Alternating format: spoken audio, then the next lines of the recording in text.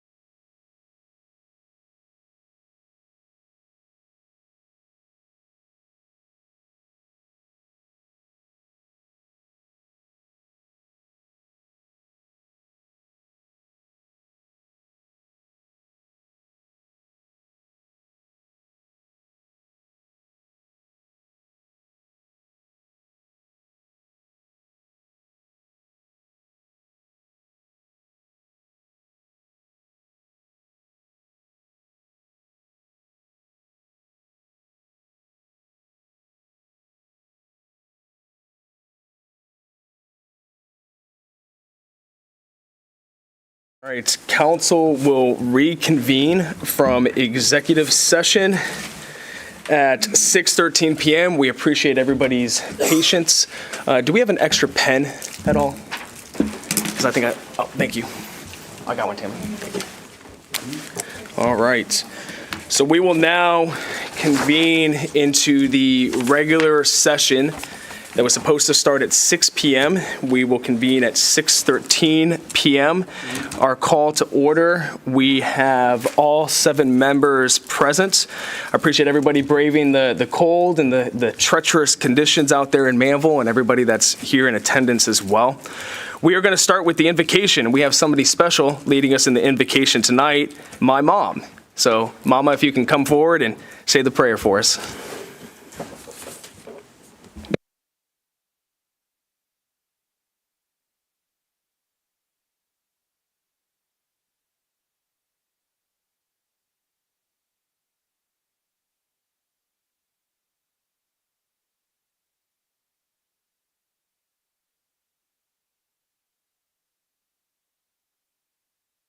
Hey, Mama, can you make sure the mic's on? Is it green?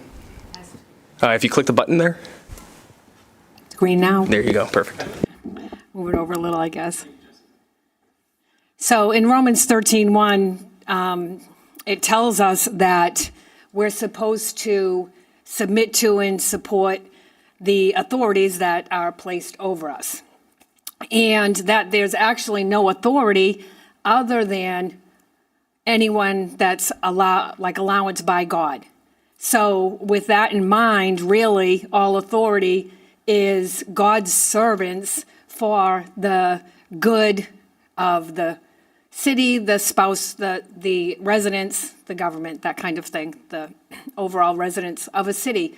So with that in mind, I just want to thank each of you for being willing to be God's servant, really, for the betterment of the city of Manvel. So let's pray. Father God, we thank you, Lord, for this day and bringing us through this day. And first and foremost, we just invite your presence into this room, Lord. We pray that our words would be glorifying to you and honoring to you. I lift up each one here tonight before me and all residents of the city of Manvel. I pray, Lord, that in this coming year they would seek you more than they seek you now, that they would know you more than they know you now. And I thank you for that. I pray for the mayor, all of the city council members, Lord, and all of city staff. I just thank you that you give them wisdom beyond their years, Lord, as they have so many different concerns brought before them that they have decisions to make on. Give them wisdom and grace as they navigate all put before them as this city continues to grow and grow quickly. I thank you, Lord, for each one of them. I just ask as they continue to pour out for the betterment of Manvel, Lord, that you would strengthen them, strengthen their families, Lord. Protect them and their families and their family units during this season of their life, Lord. And we just lift up every decision that they would navigate it well, that they would allocate out, Lord, any increases that the city receives. Give them the wisdom of where to place those resources. I just pray for them, Lord, that no weapon formed against any of them would prosper. That they would choose wisely the battles that they should fight, and you would strengthen them in those battles, Lord. That they would have discernment on the battles that they just shouldn't even touch because it's just distraction. I thank you, Lord, that any fiery darts that come against them, collectively or individually, that they just fall to the ground and are rendered powerless. I just thank you for that. And I pray, Lord, that each of them, in all that they do for the city of Manvel, that they would have clean hands and a pure heart, and that always they would put first Manvel's best interests and the residents of Manvel. And lastly, Lord, I pray for unity, because unity is powerful, and unity brings success. And I thank you, Lord, between each of them, between the mayor and city council and all of city staff, that there is unity, Lord, and that they humbly work with one another for the betterment of this city, and so that Manvel can be all that you intended it to be. And I just pray blessings over Manvel, Lord. I pray blessings over everyone seated here before me today, blessings over their family. And I just thank you for all that you have planned and all that you've placed in position for this moment in time right now. And I pray all of this in Jesus' name. Amen. Amen. Well, thank you, Mom. And I just want to make a public note that neither of my brothers have ever invited my mom to pray at a council meeting. So I think that puts me as the favorite. I'm just putting that out there. So, all right. I'm going to have to clip that and send it to him. So inspirational readings now. We have Councilmember Larry Acree. Councilman? All right. Failure is a great teacher, and if you are open to it, every mistake has a lesson to offer. Thank you, sir. Appreciate that. We will now stand for the pledge, if you'll join me.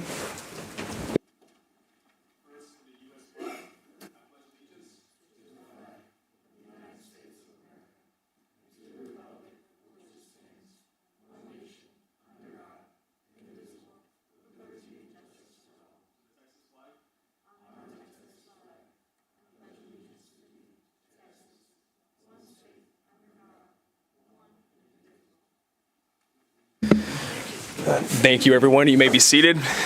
We now have a proclamation that I would like to read out for the month of January, which is National Human Trafficking Prevention Month. And the proclamation reads, whereas human trafficking is a public issue and crime that exploits the most vulnerable among us and weakens the health and well-being of individuals, families, and communities across generations. Whereas more than 20 years since the passing of the Trafficking Victims Protection Act, human trafficking still exists, including the forced or fraudulent recruitment, harboring, or transportation of people for labor or commercial sex. Whereas an estimated 27.6 million people are subjected to human trafficking globally, including cases of human trafficking reported in every U.S. state and territory. Whereas human trafficking can happen to anyone, but certain populations are disproportionately at risk, including people affected by abuse, violence, poverty, unstable living conditions, social disconnection, or discrimination. Whereas people can be trafficked in person and online in industries such as restaurants, domestic work, construction, agriculture, and factories, and by strangers or someone they know, including employers, partners, and family members. Whereas human trafficking can be prevented by building individual, community, and societal understanding and resilience, reducing social inequities, and addressing the conditions that contribute to exploitation. Whereas the City of Manvel is dedicated to ensuring anyone impacted by human trafficking can receive services that provide individualized care, understand the impact of trauma, and incorporate cultural and linguistic needs. Whereas a successful response to human trafficking requires a coordinated community-wide effort. Whereas every individual, family, community, and organization that can contribute to enhancing human trafficking awareness, preventions, and response by learning about ways to help at acf.hhs.gov/OTIP and humantraffickinghotline.org. Now, therefore, I, Dan Davis, by the virtue of the authority vested in me as mayor of the city of Manvel, Texas, do hereby proclaim the month of January 2024 as National Human Trafficking Prevention Month, reaffirming our commitment to increase awareness and education on human trafficking, make resources available to assist individuals and communities impacted by human trafficking, and build diverse public-private partnerships to support a more comprehensive response to prevention and respond to human trafficking. I'd just like to say thank you to all the workers out there who are involved in addressing human trafficking and bringing an end to it across our nation and across our world. We immensely thank you. We now have 2 public hearings. What I'm going to do is I'm going to read the first of the 2 public hearings. I'll open it up, make 3 calls for the public hearing. If you wish to speak, please raise your hand. I'll call on you. You can come forward and address us regarding the topic of the public hearing. So I'm going to read the first one. To hear input from the public regarding an ordinance of the City of Manvel, Texas, amending the zoning ordinance of the city by amending the zoning classification of 0.7796 acres located at 19201 Morris Ave, Manvel, Texas, abutting Starbucks located at 7326 Blue Water Street, Manvel, Texas, from Light Commercial District / State Highway 6 Overlay District, LC/SH6, to Light Commercial District / State Highway 6 Overlay District with specific use permit, LC/SHX SUP, providing for the granting of a specific use permit with conditions to authorize the use of the property for 441310 automotive parts and accessory stores, providing for the amendments of the city's official zoning map, providing for severability, and providing a penalty in an amount not to exceed $2,000 for each day of violation of any provision hereof. I will now make the first call for anybody wishing to speak for this public hearing. Yes, ma'am. If you can please come forward and state your name and address for us, and then the floor is yours.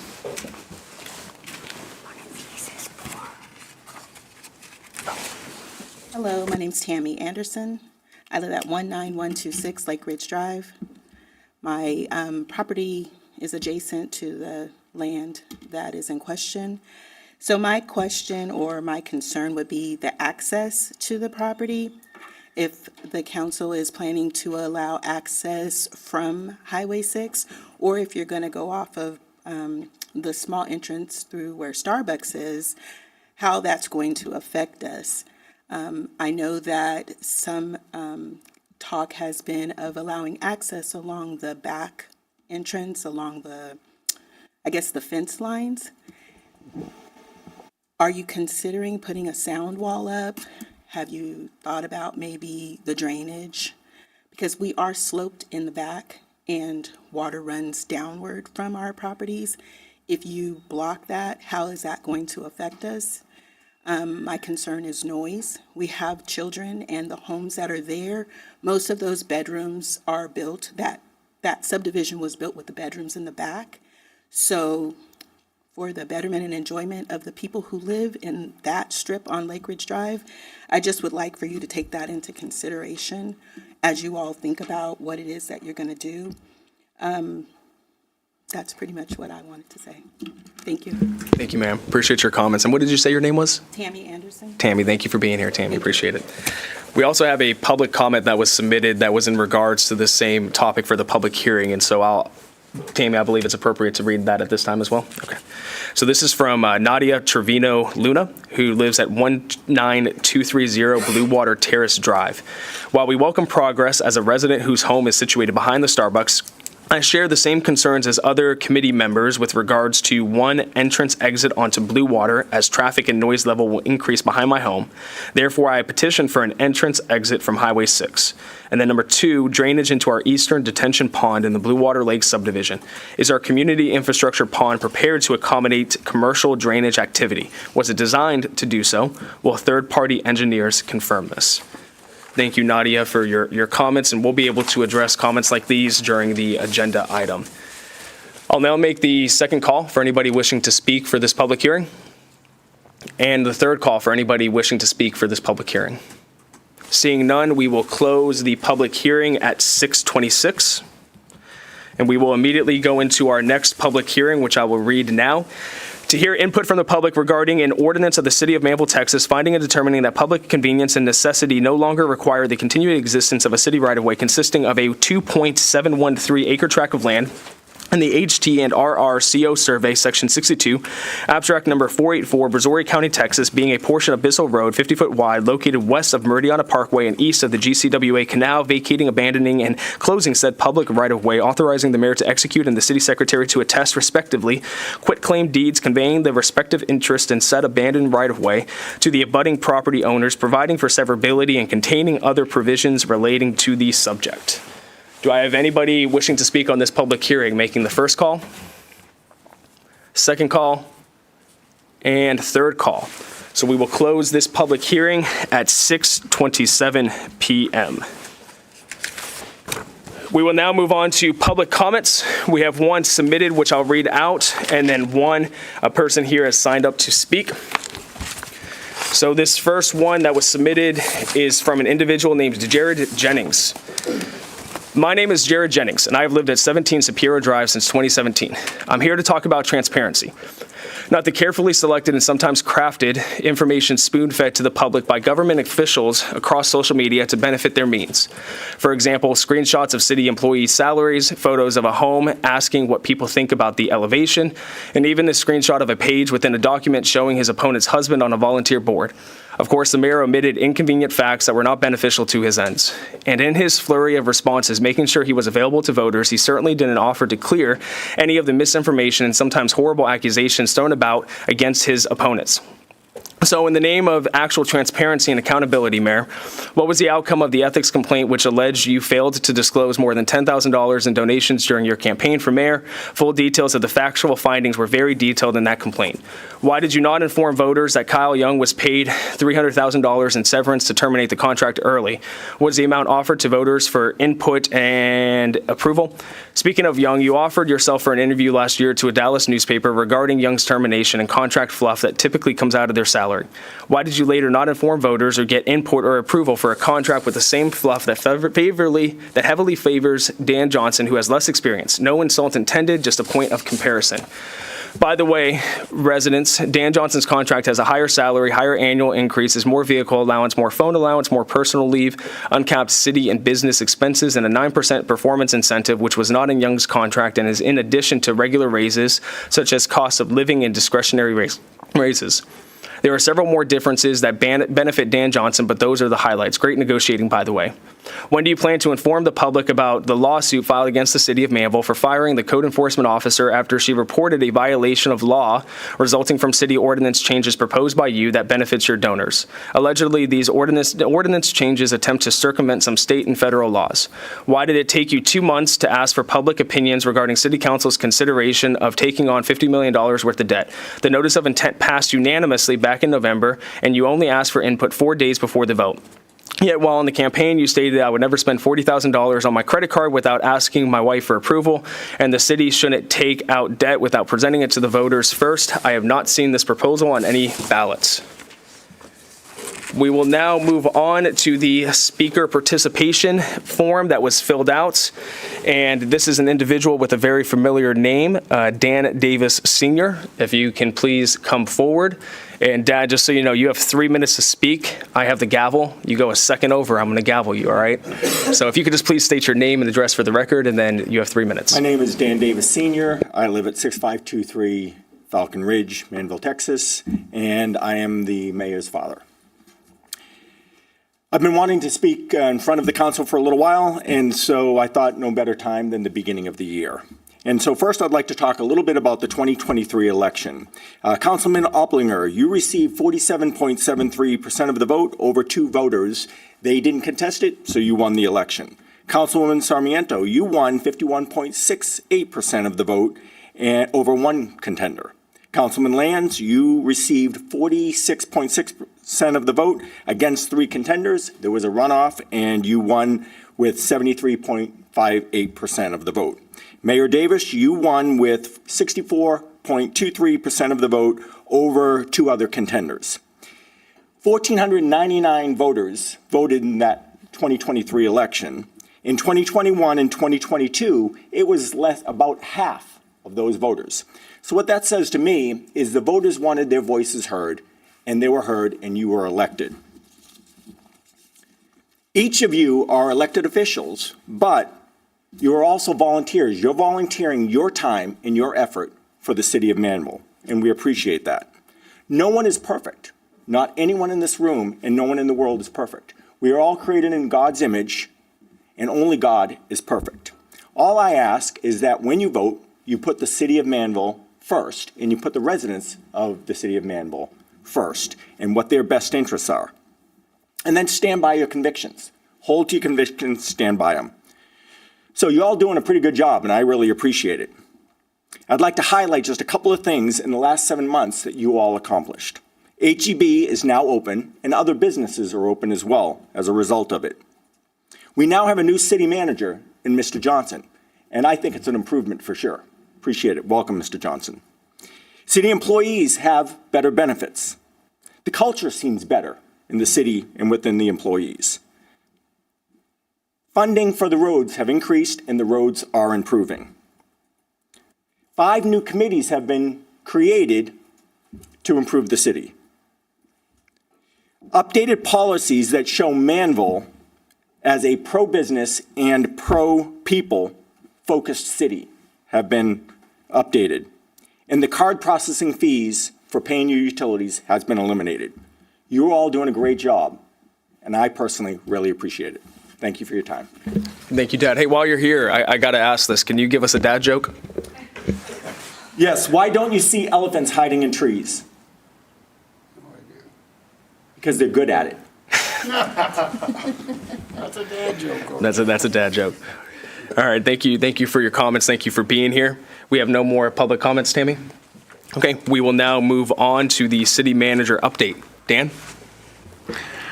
And the sad thing is I've heard that joke from Dan Davis Jr. Goodness, that still gets me. Good evening, Mayor and Council. Just a couple of updates to let you know kind of what's happening in the last 2 weeks.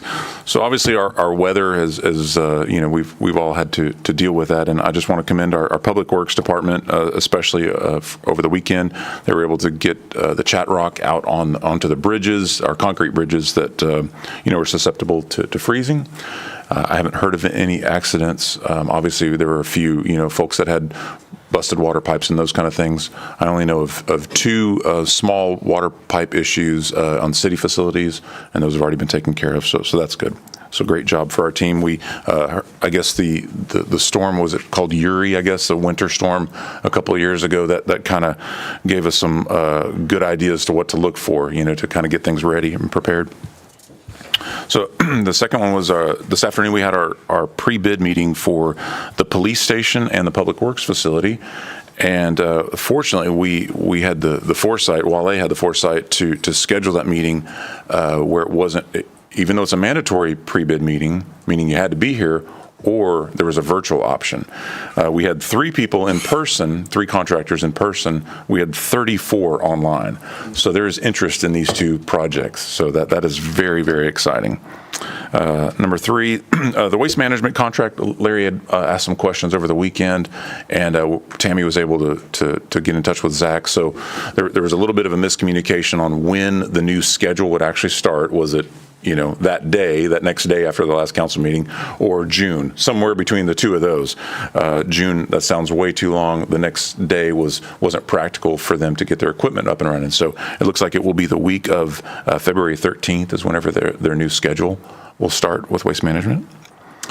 And then the final thing I wanted to mention was on September 17th of 2018, the city hired our first ever director of development services, and Jessica Dewey at the time, Jessica Rodriguez now. And I'm sad to tell you, I've already emailed y'all, this, but I guess I just wanted to say it out loud. This will be, I guess, Jessica's last council meeting. And, we will miss her professional aptitude. Her report writing is, they're second to none. Her leadership over her team, and quite honestly, her friendship. So we will miss her. That's all, Mayor. Thank you, Dan. And Jessica, we wish you the best for what you're going to next, and we can't wait to see what you accomplish there. We will now move on to the consent agenda. Does anybody want to pull anything off the consent agenda? All right, do I have a motion to approve the consent agenda? Make a motion to approve. We have a motion from Councilman Hudson. Do I have a second? Second. We have a second from Councilman Acree. All those in favor? All those opposed? Motion passes unanimously 7-0. We have no items removed from the consent agenda. Mr. Joe, if you can be making your way forward while I read out the first item on our regular agenda. We have consideration and possible action to approve ordinance 2024-0-06.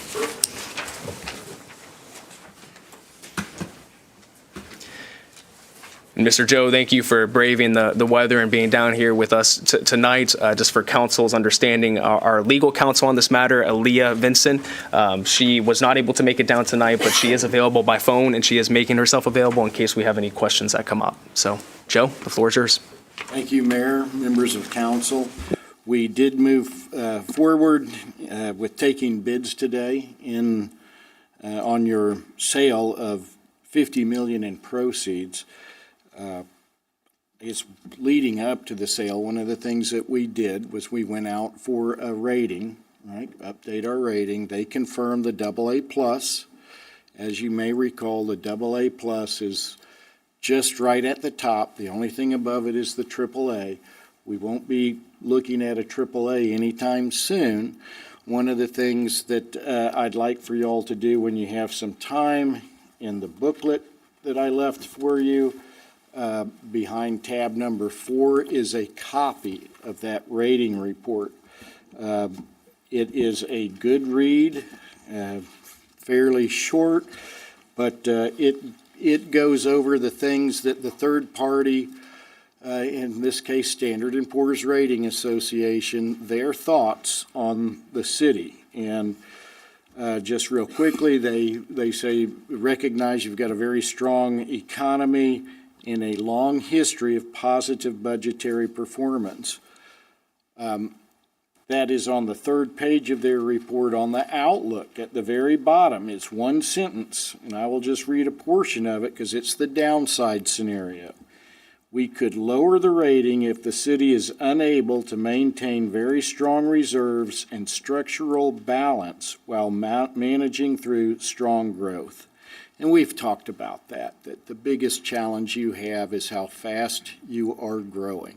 And when they talk about a structural balance, they're talking about revenues and expenditures in your budget matching up, right? And not relying on fund balance or non-recurring revenues to balance your budget. So that can be a tough thing to do as you go into budget cycle. But that's the bar that they set. And the other thing is you do have strong fund balances, and that provides the city the flexibility that you need. And we told them, we've got the policy and it's 90 days and we may be over it now, but we're going to be working towards building that, burning that down. The flip side of that is as you grow as a city, guess what? Your expenditures goes up, so that 90 days amount will go up too. So it's a balancing act. They recognize it. They've seen fast growth cities before. They still rate you at the AA plus, stable. So congratulations. It is very difficult to manage growth as fast as you guys are having. One of the benefits, though, of doing so and maintaining that AA plus rating is that when we come to market, we get people's attention. And a $50 million bond issue is no drop in the bucket. We got the market's attention here. We were the largest sale in Texas today. And your high-grade paper, right? So it's not hard to explain a AA plus to a potential buyer. We had 9 bidders that signed up for the sale this morning. We had 8 bidders that actually submitted. You can see the results of that on tab number 2. And it was tight between Robert W. Baird and Raymond James. We go out to the third decimal place there, 4.041 true interest cost versus 4.048. So that's close. Then behind, just from top to bottom, there's only 12 basis points separating these bids. So it was a very good showing to have 8 bidders show up for a sale like this, and then a spread as tight as this.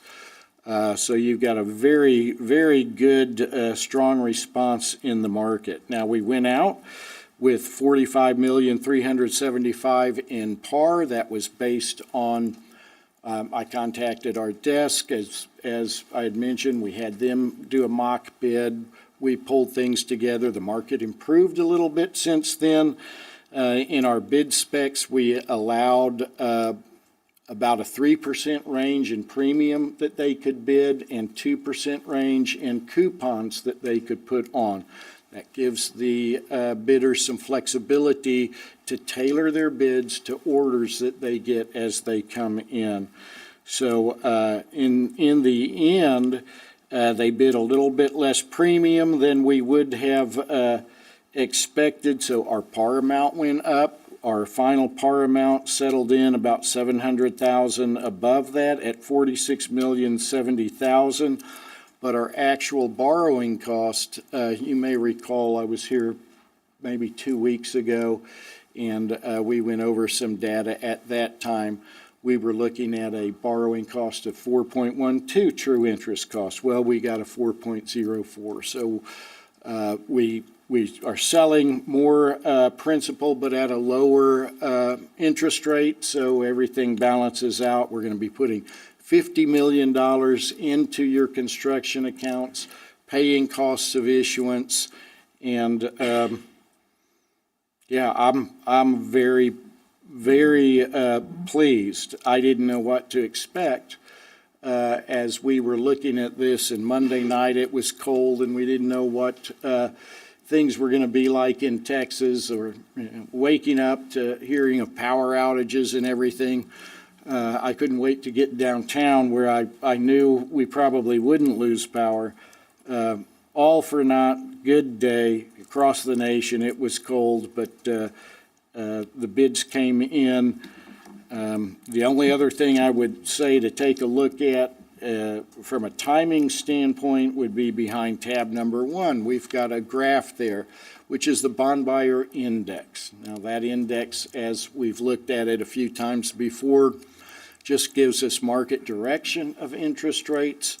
It is based on a weekly data point and plotted out there over the last 20 years.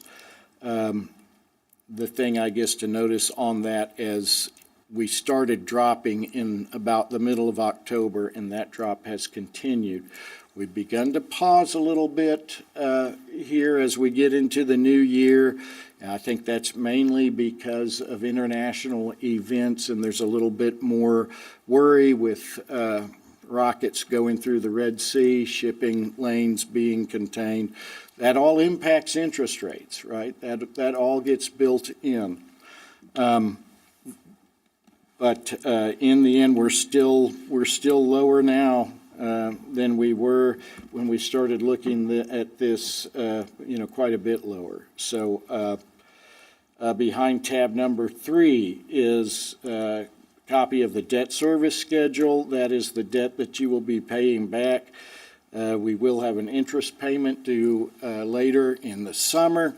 We're not going to start repaying principal, as you recall, until the water reclamation facility is complete and online, at which point we will start amortizing both the debt for the water reclamation facility and the street debt.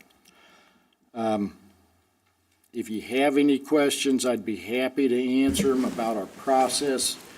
Otherwise, I'll turn to a recommendation of R.W. Baird for the award and see if you have anything I can answer on where we go from here. Closing, important date. February 15th is the date we have scheduled for closing, at which time we will see that $50 million is directed into your construction accounts.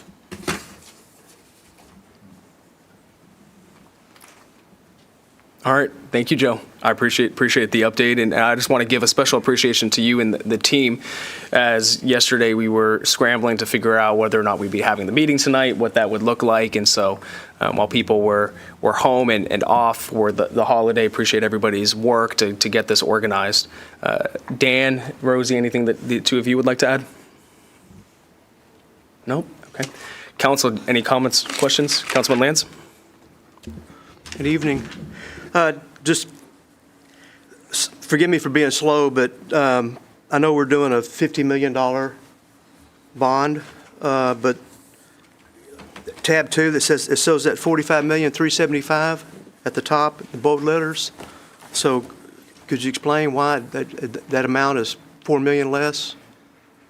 Yes, and right now it ended once we resized. We reserved the right to resize at $46,070,000. They essentially are going to be paying you that additional $4 million in premium. So to them, the people buying and the buyers, would rather pay a premium. It gives them some protection so that they have a higher coupon, a lower yield. It gives them some price protection if they turn around and sell it.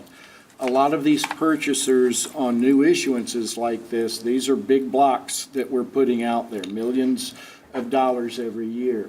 And so these are institutional buyers that may not intend to hold it to maturity, like a State Farm. They will sell it if they have a draw on capital from an event in Florida or here on the Texas coast, right? Fires, wherever. And they want some protection of their principal so that they do not sell at a loss, right? Below par value. They don't want to sell below par. So they're happy to pay a premium. It helps them on the accounting side of it. And that's why we see premium bonds. But essentially, that's what it is. I'm going to pay you $1.25, for that dollar face value. And we had premiums in some maturities of over 25%. I hope that answers your question. Yeah, that it does. Thank you. So basically, the 50 that we're shooting for, we're $4 million below that, which is going to, don't know how we're going to divide it up between, but I just got to wait for the bids to come in. Well, what I believe you're saying here, Joe, is we're still going to get the full 50 million. But basically, the debt that we're issuing is 45.3. Okay. Because Robert W. Baird and Co. are basically paying us 4+ in order to be the ones to secure the bid. Okay. Because we're awesome, they're paying us to give us the money. That's interesting. Okay. Clear as mud, right? Clear as mud. That's why it's taking me 10 rounds with this. And then, let's see, the last tab here, tab 4, page 3, first paragraph, like we talked in our first meeting or 2 weeks ago, which I think which really pushed the whole council and the mayor behind this was this sentence here says, no tax rate impact. Right? That's right. Okay, so maybe a few of the people in our community would like to hear that. No tax rate impact. Just want to get that out there loud and clear. Thank you, Councilman. Appreciate that. Did he say no tax impact? Do I have any other comments or questions from council? Well, Joe, what I'll say is I'm going to spend some time reading through this at night. I've kept every single one of these that you've produced since I first joined council in 2019, and so I enjoy reading through them. My wife can attest to that. She thinks it's a little odd when I stay up late and read these, but I enjoy it. And as Councilman Land said, I think it's important for me to address that during my time on council, my time during that campaign, and now, I've always been a staunch opponent to certificate of obligation debt unless it's for one of two scenarios. It's to restructure and refinance existing debt to get a better interest rate, or if it's an emergency situation that doesn't raise taxes on citizens. This is an emergency situation because if we don't do this project, taxes are going to go up because all new businesses, all new residential will stop because there's no more wastewater connections. And so we gave the challenge to Joe and Rosie and Dan and the team and said, guys, find a way to do this without raising taxes. And if you can do that and you can sell us on that, then we'll get behind it. And I believe that's what you guys have done here. I've engaged with people in the community. I've engaged with people on social media once I had the facts, because I didn't believe in engaging before you have the facts. Facts don't care about feelings, so you need to have the facts. And the feedback that I got was positive in the sense of, as long as it's not causing my taxes to go up, I'm supportive behind it, as Councilman David Lands had mentioned, as long as it's the new growth that's paying for it. There's no reason why the current taxpayers who are already here, already utilizing the services, should have to carry the brunt, as they've done in years past, for the growth. And so I appreciate the work that everybody put into this. I appreciate council's consideration of this item. And with that, unless council has anything else, I'll go ahead and make a motion. Councilwoman Sarmiento. I just want to make sure that we are going to get those roads, that $10 million into that $50 million bond, because I know that the wastewater is huge. Otherwise, we'll have a moratorium on our hands. But there are roads that need to be fixed, and I want to make sure that we find a way to verbatim write down or contract-wise the money that we're going to allocate towards the roads from this 50 million. Thank you. Well, Dan, could you, I know you and Robbie will be working on this. Realistically, when could we see a plan before us of how that $10 million would be utilized? I know the one caveat that we have to consider is we have to wait till bids come back for the wastewater plant to see what that is, because, what does that look like? But council has said this $10 million, we want to see how it's going to be utilized. Sure, absolutely. When can we expect to see a plan? Well, it sounds like February 15th is the closing scheduled. So we'll actually have money in the bank, so to speak, shortly thereafter. So I want to be ready to go. And just also as a qualifier, it's not just roads, remember, it's roads and sidewalks. So we want to look at both of those together. And drainage. There's drainage in there. And drainage, okay. A little bit of drainage. So the starting point, of course, is the street maintenance program that we already have. So that was $8+ million in that. If we went that approach, the street maintenance program is a year or two old now. So let's make sure, because some of those roads have been done, and maybe we are able to move money over into other projects that council has been talking about. So yes, you're right. Robbie and I are going to be working on this for a good month, because I want us to be ready to go as much as we can, whether it's at the February meeting or the first March meeting. But yes, sir. And so I understand that we said 10 million, but there's that caveat of how much the bid comes back from building it and what those look like. So we'll have that hard number you said by the February 15th, and then we'll know exactly how much we're going to allocate towards the sidewalks, streets, or is that going to be in limbo with the priority being the construction? Because I know you just said that the street maintenance program is priority, but which is it? Okay, and if I said that, maybe I misspoke. So February 15th is the closing date, so that's when we know we get the money. We'll have $50 million in the bank, so to speak, and we'll put 40. We've already got. In fact, we were going to have that tonight, and we had to put the brakes on it because it's not ready to talk about moving it over just yet, because we don't have it in the bank just yet. So that'll be right at a month from now. What we're really interested in is how much the bids will come in for the wastewater for the water reclamation facility. That will be about the same time, actually. So that's the number. If that comes in at 30, well, then we've got 20 for streets. And realistically, though, we've had this conversation Absolutely. that most likely is looking above 40, but we needed that. Hopefully, if bidders are listening to this conversation, it's closer to 30. It's closer to 29,999. Yes, exactly. When I think, Councilwoman, what we can do is we can have February 1st meeting in March, at least, if it's the full 10. What would that plan look like? Right. And then once we get the bids back for the WRF, if it's more or less, then we adjust that plan accordingly. But I think the big thing for all of us that I've heard all of us express is we want to see a plan in front of us. We want to be able to take action and support that plan, and then ultimately execute on it if those appropriate funds are available. Thank you. All right. So I will go ahead and make a motion. I'm going to make a motion to approve ordinance 2024-0-06, awarding the bid to Robert W. Baird and Co. Inc. Do I have a second? I'll second. We have a motion and a second from Councilman Perry. All those in favor? All those opposed? Motion passes unanimously 7-0. Thank you, Joe. Drive home safe. Congratulations. If you need to, we can set up a cot for you in the back if you want it. I think I'll be Thank you, Joe. We will now move on to agenda item number 2. And Jessica, with this being your last meeting with us, we're about to put you to work, okay? Let's do it.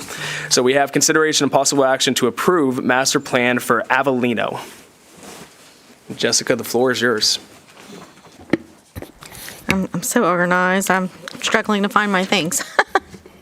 No, this is a master plan for Avellino.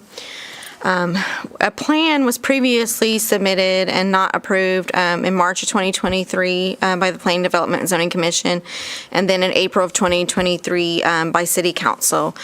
Since then, we've gone back and we've looked at the comments that were made that the master plan was not approved.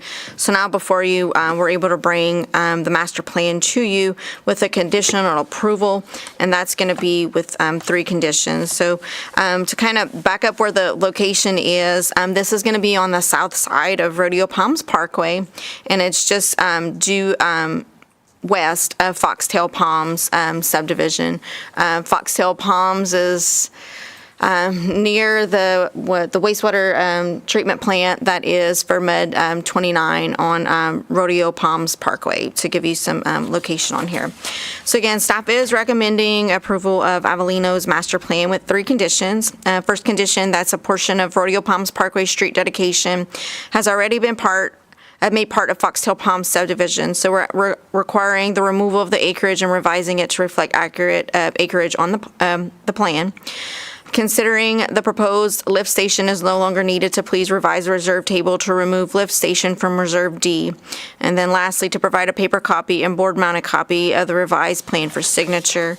This was also approved by the Planning, Development, and Zoning Commission with the 3 conditions presented by staff.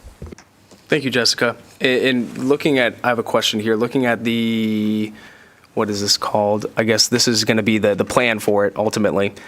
So the Foxtail Palms is going to be to the east of it, and you can kind of see that it's a little bit faded out on it. And so then we have Avellino to the west. And so looks like there's going to be a connection between the two, so multiple points of ingress and egress. Yes, the points of ingress and egress, we've checked and they are in compliance with our subdivision ordinance. Awesome. I'm glad to hear that. And then Avellino is going to be getting their utilities from Mud 29? They are getting their wastewater from Mud 29 and water from the city via Mud 42. Mud 42, okay. And these have all been previously approved by agreements, probably within the last few months by the council, so. Okay, perfect. Any other comments, questions from council? Hearing none, do I have a motion with the conditions? Motion to approve. We have a motion to approve with the conditions, and a second. We have a second from, I guess, Councilman Oplager. All those in favor? All those opposed? Motion passes unanimously, 7-0. I probably should have grouped item number 3 in with that, but I didn't do that, so I'll make, I guess we just take no action on 3, huh? Okay, perfect. No, please take action, yes. Oh, take Yes, sir. action, okay. So I will make a motion to, I guess, do I have to read it out as well? I'll go ahead and read it out. Yeah, I'll read it out real quick. So, consideration and possible action to direct staff to provide applicants written statements of the conditions for any conditional approvals and the reasons for disapproval of any plans or plats that were not approved per Texas Local Government Code Section 212.0091. I'll make a motion to provide those written statements. Do I have a second? I'll second that. We have a second from Councilman Hudson. All those in favor? All those opposed? Motion passes unanimously, 7-0. We will now move on to agenda item number 4, consideration and possible action to approve the first of 2 readings of ordinance 2024-0-01. Jessica? So this is an SUP. This is for property that's located at 19201 Morris Avenue. It's about 0.7 acre piece of property, and this is for auto zone development.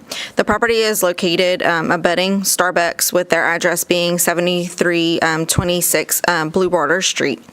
The request is for the, like I said, the auto zone, which requires the NAICS use code 441310, automotive parts and accessory stores.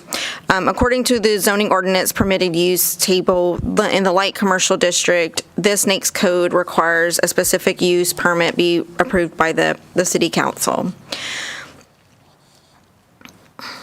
Sorry. The subject site, so there are many things that were brought up in public comment about driveway access, I believe it was noise, and I can go back to my comments I had here. And drainage. So right now, the subject site does have a driveway with access. It does not have a driveway access from Highway 6. The city doesn't have any participation in how those driveways come about. It's TxDOT that assigns whether or not a driveway can be in a location or not. And the location distances of those driveways are determined by the speed limit. This is a 60 mile per hour speed limit here. So TxDOT's not permitting them to have driveway access from this site on Highway 6. The goal is that through further development, what you're going to see as the commercial development goes westward, you're going to see a driveway access on Highway 6. The way that the subdivision ordinance has addressed this is if you're within the overlay district on Highway 6, you're required to provide public access easements, or in the case of a heavy commercial district, you have an emergency access easements. Well, what these public access easements allow is what you would actually see through Starbucks to AutoZone, that they have access through those driveways from a public street to get to their property. And you'll see it vice versa when the commercial development's going to occur over from on the west side of the property. So eventually that connection is going to occur, and it's just to limit those that access that's there. Regarding the drainage on the property, the drainage for the commercial development with Blue Water Lakes was accounted for with the Blue Water Lakes development, with the residential portion of that development. Obviously, through construction plans, we get that information from Blue Water Lakes MUD, and we do verify that they have the calculations that they are being putting that stormwater out to those lakes and blue water. So I hope that kind of addresses some of the comments that were made from the public. I'll continue a little bit with the rest of the presentation we had. We say that the proposed use is a low-intensity retail store, so it's not anticipated to have a negative impact on nearby properties, considering that the proposed use will not significantly change the traffic pattern on Highway 6. The location of the subject site along a major thoroughfare and its surrounding properties on the east, west, and south are also zoned light commercial within the State Highway 6 overlay district. Considering the proximity to the residential lots, it's important to limit light overspill onto the residential lots, which is also considered a nuisance. The proposed use meets all the criteria of the approval provided in Section 7750E of the Code of Ordinances, which focuses on ensuring that the proposed use will be in harmony with the adjacent property and will not have a detrimental impact on the general area in comparison to other uses allowed within the light commercial district. The site is located along a major thoroughfare, and it makes an appropriate location for the proposed use and hence aligns with the comprehensive plan's goals. The proposed use is not anticipated to be injurious to the use and enjoyment of neighboring property, nor significantly diminish or impair property values in the vicinity. City staff is recommending approval of this SUB with 5 conditions, and I can read those 5 conditions if you bear with me for one moment. Wrong pieces of paper. Condition 1, a plat shall be prepared and approved in conformance with Chapter 62 subdivisions prior to developing the subject site for the proposed AutoZone. 2, the site development shall follow the attached site plan. However, changes necessary to conform to any adopted City of Manvel codes and ordinances shall be made as part of the construction plan and building permit review process. 3, outdoor lighting shall be shielded and shall conform with the Illuminating Engineers Society of North America, IES, criteria for full cutoff fixtures, which is 100% of light output below 90 degrees and 90% of light output below 80 degrees from a vertical line through that fixture. 4, outdoor lighting shall be deflected, shaded, and focused away from abutting properties and shall not be a nuisance to abutting properties and shall be designed so that any overspill of lighting onto abutting properties shall not exceed 3/10 of a foot candle measured vertically and horizontally. And 5, buildings shall be designed in conformance with all adopted technical codes, including building and fire codes. The Planning and Development and Zoning Commission also heard this and is recommending approval to the City Council with 5 conditions. They had discussions and asked for clarity on fencing, screening, draining, access, and building setback requirements. If you have any questions about this, I'll be more than happy to answer those for you. Thank you, Jessica. Do we have anybody that is here on behalf of the applicant? Would you like to say anything? You can please come forward and tell us your name and your job with or for the applicant, or if you're the applicant yourself. Okay. Good evening. My name is Wesley Berlin. Do you need my address? No, you're good. Okay. I'm with Spartan Engineering Solutions. I'm the civil engineering consultant, also a designated representative for the current landowner here representing the applicant, which is AutoZone. I just want to say thank you for the comments from the adjacent owners. We understand the concerns, certainly sensitive to those concerns. I think staff did a great job touching on those. I just want to reiterate, this is a relatively low-intensity use. It's retail sales in nature. The way our site is laid out, the majority of our operations are going to occur like on the east side or the south side of the building away from that residential area. So if there's any other operational drainage questions I can answer, or site plan questions, I'm happy to do so. But I just wanted to acknowledge the comments from from the adjacent owners and say that we're certainly sensitive to that. Great. Thank you, Wesley. Appreciate you being here tonight. Do I have any other further? Okay. Councilman Acre? So the access to AutoZone will be across the front of Starbucks? Yeah, well, you know better than anybody probably. Access is along the front and the rear. There's 2 cross-access points to Starbucks. Okay, so front and rear, because I think that was one of the questions up here, is concern about coming too close to the fences back there. Right. I would say I would anticipate the majority of AutoZone's traffic to be in the front. I mean, that's where our main parking areas are. They That's where our typically entrance close is. at 10 o'clock anyway, don't they? Or you still- Yes, typically, yes. It Yeah. could vary by location, but that's typically, yes. Okay. All right. Thank you, Councilman. Councilman Lands? Yes, continuing with the access, could you explain again why there cannot be an access off of 6? You said because of the speed limit? So TxDOT controls the driveway accesses on their roads, and 6 is a TxDOT road. Their determination is based on speed limit. So I'm not an engineer, but I would deduce that if the speed limit is lower, those driveways can be closer together. With the speed limit being 60 miles per hour right here, and then the proximity of the intersection of Blue Water Street, I suspect that's TxDOT's thinking with their regulations why they won't allow it at this site. It's interesting. So does that mean the rest of this vacant land here to the west of it from here over to Pollard could not be developed until we figure something else out? I mean, are we killing it's not we, but TxDOT. I'm looking down the road like, well, what about other businesses coming in? Sure. So with a speed limit over 50 miles an hour, then their minimum spacing is 425 feet. So we haven't got to the 425-foot mark yet from the cross street. So once we hit that point, that's whenever they'll get their first driveway. And obviously, the width of that, they're gonna have to have a driveway between Manvel Seafood and Starbucks, between Manvel Seafood and AutoZone, quite frankly. So I'm certain that they would love to have a driveway. TxDOT won't give them one yet because of their location, of the proximity to the cross street there. So Jessica's right, though. Once even if it were a 30 mile an hour speed limit, then their minimum spacing is 200 feet. So it increases along with the speed itself. And again, that's a TxDOT concern. Like Manvel Seafood has 2 driveways, they would never allow that today.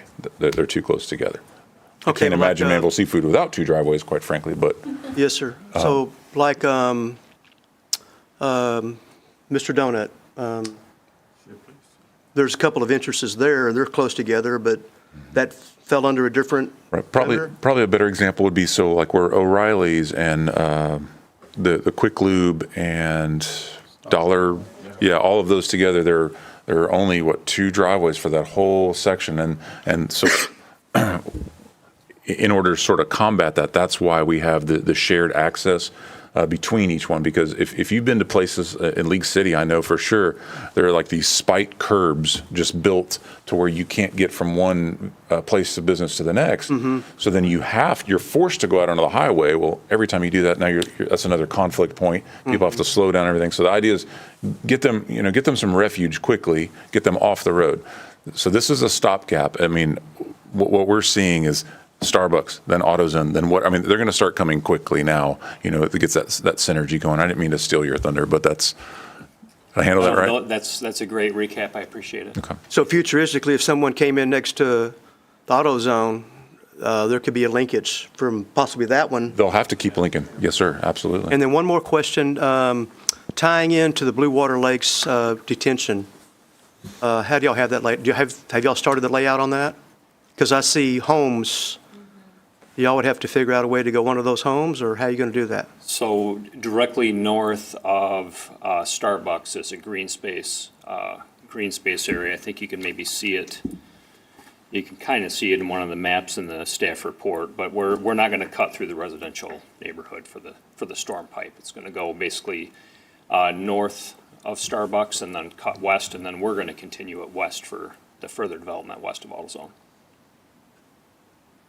So it kind of goes north of Starbucks. Like the and then Blue it Water goes to the Street there? west. Exactly. Yeah.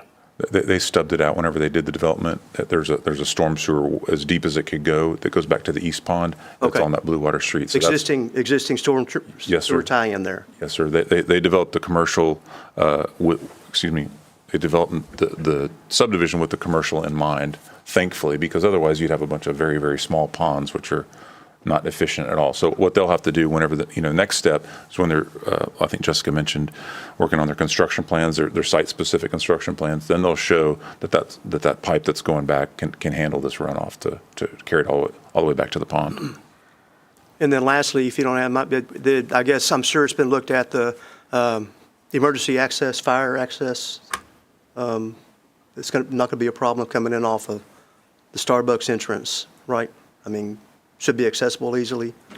Right. Go ahead. So just to provide you kind of a little bit of a process for us on our part, when we get these applications in, we send them off to, the planning department sends them off to our various departments, including fire marshal's office, to make comment. And at that time, if there's any comments or things that they see that are big, that might be deal breakers on what they're doing in their concept plan, the fire marshal's office will make that comment. So we don't have a hiccup down the road when they are actually going to submit civils and their building plans. So There's still steps to go. Yeah. yes, sir. Thank you. Thank you, Councilman. Any other comments, questions from council? So Councilman Acre.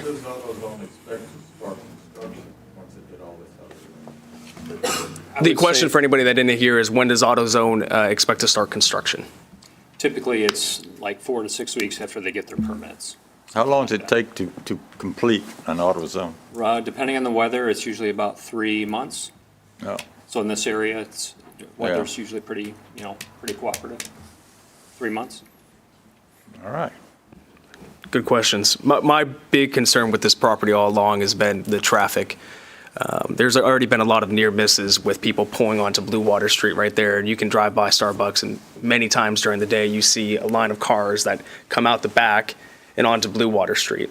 What you're going to see happen for people trying to get to AutoZone is they're going to take that back path. They're not going to cut around to the front, because then you're going to have to face oncoming traffic in an already narrow pathway from people coming through the drive-through. And we see a lot of scenarios where you can take a look at Dairy Queen as an example, where there's TxDOT's given the access based off of, it's still relative decent footage, but there's the extension of that way. Another good example of where they did it is Waffle House for Magnolia. And that's my big concern, knowing that Blue Water Street doesn't have a turning lane. It doesn't have lights. Traffic from Starbucks alone already backs out and around. And you guys are going to experience some struggle with your customers trying to navigate through Starbucks to get to where you guys are at. So obviously you wouldn't do it if it doesn't make a good business sense to your clients there.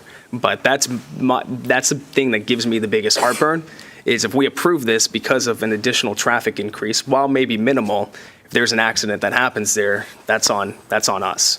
So that's been the thing that I'm struggling with, and you guys have given me a lot to think about for that.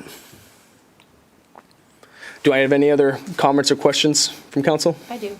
Councilwoman Sarmiento.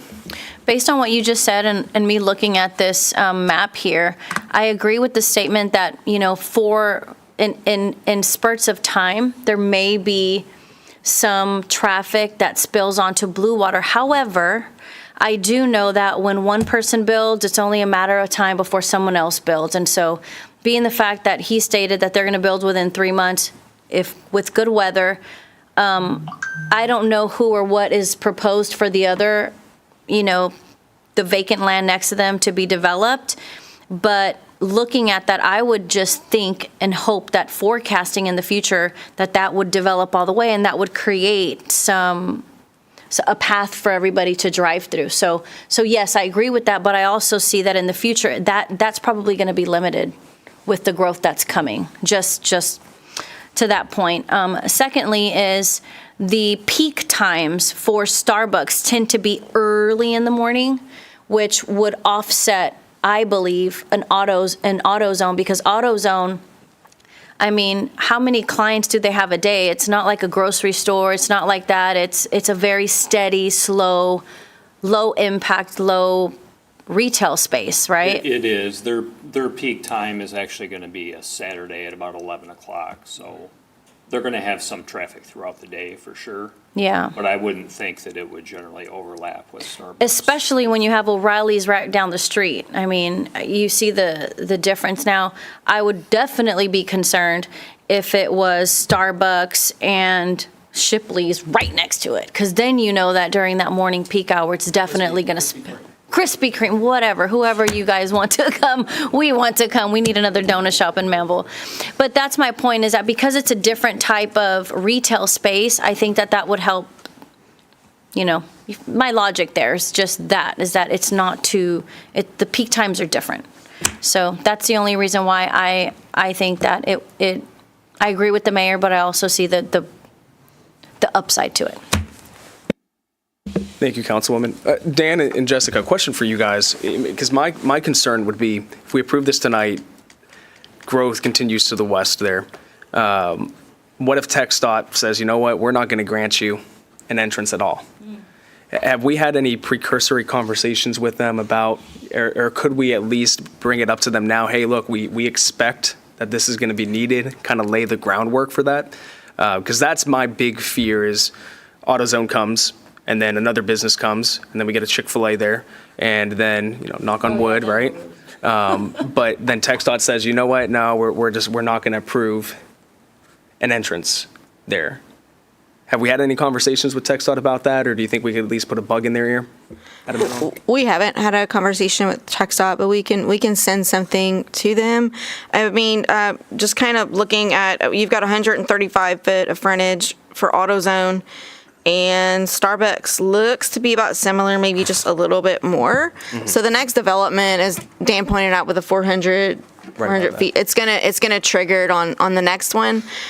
I have never known, I guess, TxDOT to be arbitrary, I guess. So I would like to think that, there's a 100% chance that they would grant the driveway there with it. So. All right. Yeah, if we could put a bug in their ear, that'd be great. And then another question is, would we expect, let's say all this little stretch develops, that there would be a connection to the Manvel seafood parking lot right there? There's that little patch of trees, so I'm not sure who owns that, but would we expect to see that connect through? Kind of like if you look at Dairy Queen right there over by 288, it connects through to the gas station parking lot.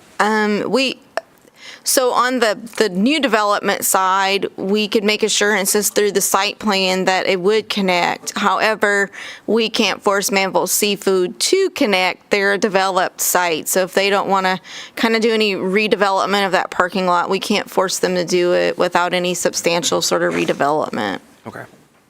Thank you, Jessica. I appreciate that. Any other comments, questions from council?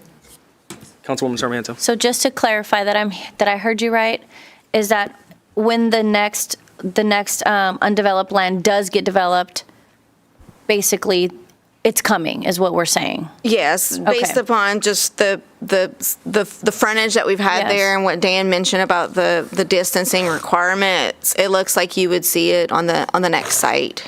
Okay, so it is coming. It's just a matter of when that gets developed. Yes, ma'am. And I'll tell you, from the time we did our first pre-development meeting to here we are with AutoZone, it's been pretty quick. So I know we had met with the property owners for this property more than a year ago, maybe a year and a half ago. And once they had all the information they needed, we really started getting conversations, and then now AutoZone. So it's been, I feel like, a relatively short period of time that this has kind of happened.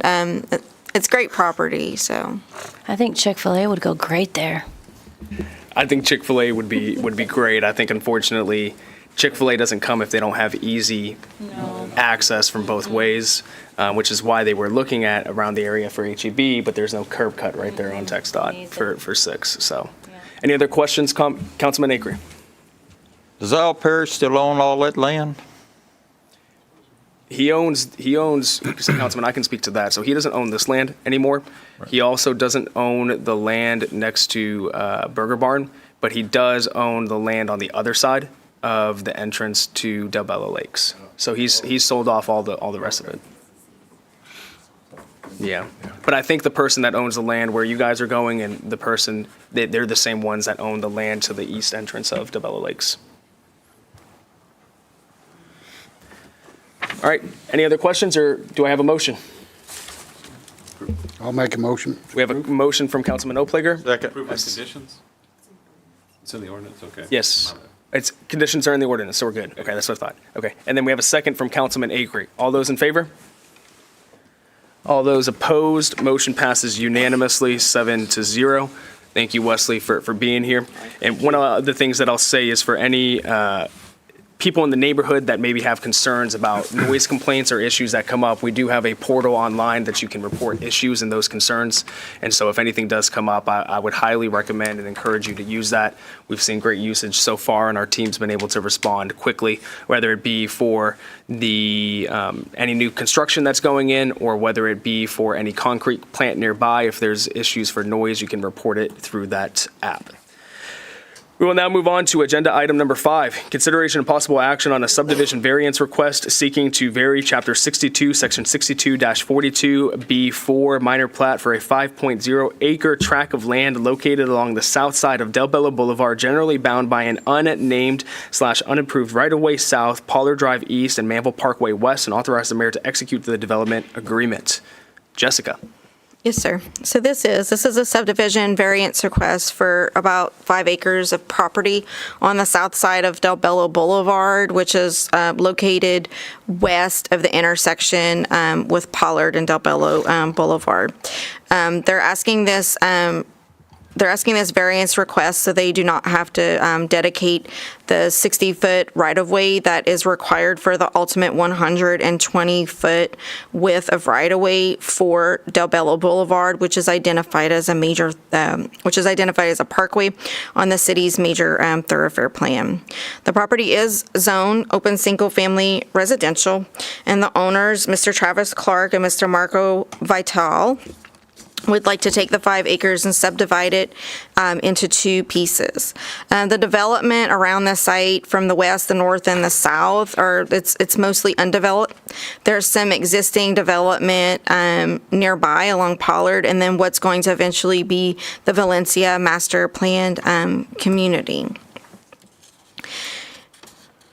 In November of 2022, the applicant requested a subdivision variance. At the time, it was for a variance to allow construction of a temporary road on Del Bello Boulevard to Pollard Drive. The request was approved by City Council. Since then, we've had the approval of the Proposition B in May of 2023.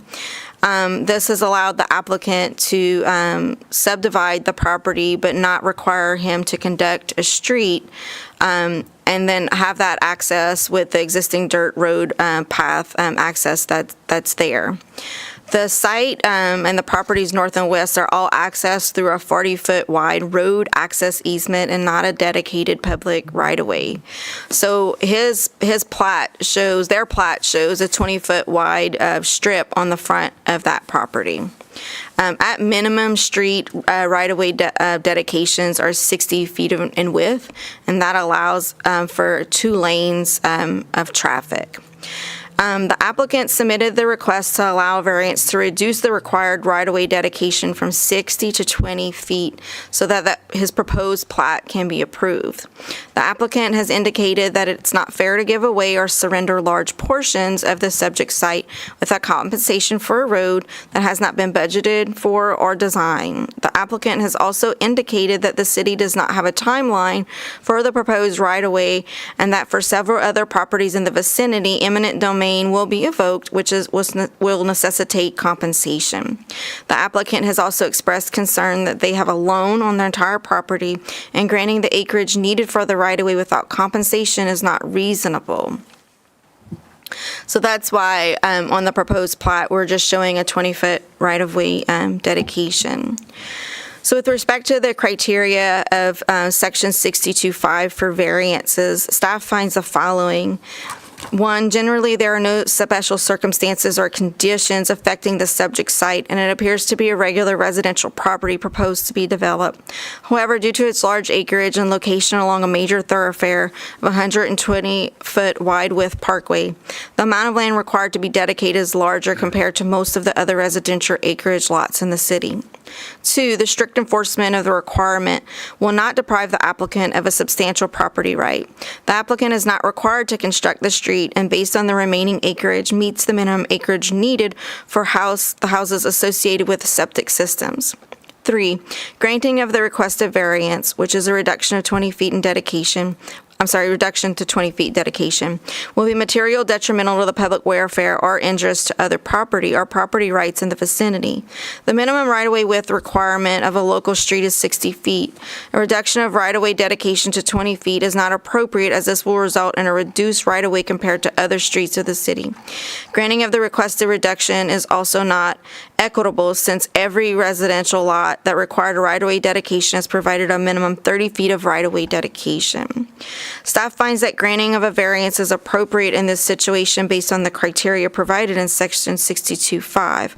However, it's important that the subject site has at least a 30-foot wide right-of-way for access, which is half of the minimum width of a local street prior to development. With that, staff is recommending approval of this variance request with 4 conditions that are specified in the development agreement. 1 being a minimum 30-foot right-of-way dedication shall be shown on the proposed plat for the subject site. 2, a plat shall establish a minimum building setback of 55 feet, measured from the southern extent of the 30-foot right-of-way dedication. 3, the subdivision variance will expire upon further subdivision of the subject site to create more than 2 lots. And 4, the subdivision variance will expire if the single-family residential use or zoning designation changes. Both of the property owners are here this evening. If you have any questions of them, or if they would like to speak to you about this, I know that for both of the property owners, this has been kind of a long time coming that we can get them to this point. So I truly hope that we can reach an agreement that is satisfactory to everyone. Thank you, Jessica. Gentlemen, you kind of have sat through a long meeting so far, a very exciting meeting. Is there anything that you would like to say? Thank you for being here, gentlemen. If you could just please tell us your names. I am Travis Clark. Marco Vito. So yes, it's been a long time. We bought this property in March of '22, and I've been trying to build since then. But the ordinance is, you got to maintain ordinance for fairness also. I mean, I know the road's coming. We're not against the road. We're not asking for $1 million, even though y'all got 50 million. But I'm just saying, we don't want to give up our land. So no one should have to give up their land without being compensated for it. I mean, would you want to give up your land, even though you owe money on it? You should be paid for it. And what we're wanting to do is, look, we'll give the 20 foot that shows on the survey now, and we'll agree to build back within 60 feet and not build any structure there. And then when the road does come, if it does come, then eminent domain will come in. I mean, you got to look at the ordinance.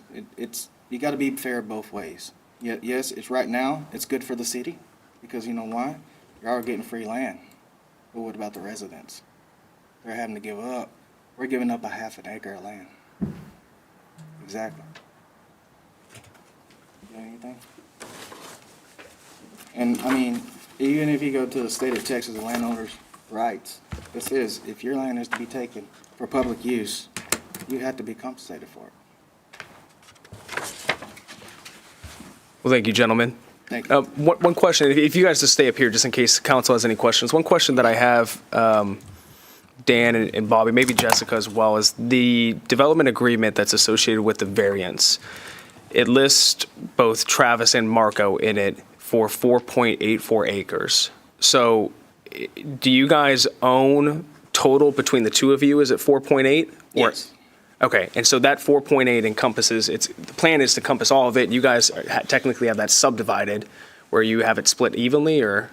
We're in the process, Okay. but in order to get it done, we have to show it on the plot. And Okay. then in order for you to build, it's got to be approved, so. Gotcha. Okay. So this development agreement is intended to, even when you subdivide, to cover both tracts of land? Yes. Okay. Thank you for that clarification. Any comments or questions from council for either staff or these two gentlemen? No questions or comments? Councilwoman Sarmiento? I see that this is being subdivided into 5. No, ma'am. It's 5 acres total. and 5 we're acres, We're okay. going to subdivide it in half. Mm-hmm. And where he has 2.5, I have 2.5. Okay, And we both have, 130-something feet of frontage on okay. the road. And you guys are you want to build your homestead on there? Yes, ma'am. I'm ready. Okay. So this isn't for commercial development? No. This isn't to build a subdivision and sell acre lots? This is for your home? I'm ready. Okay, thank you. Plans have been done. Okay, thank you for that.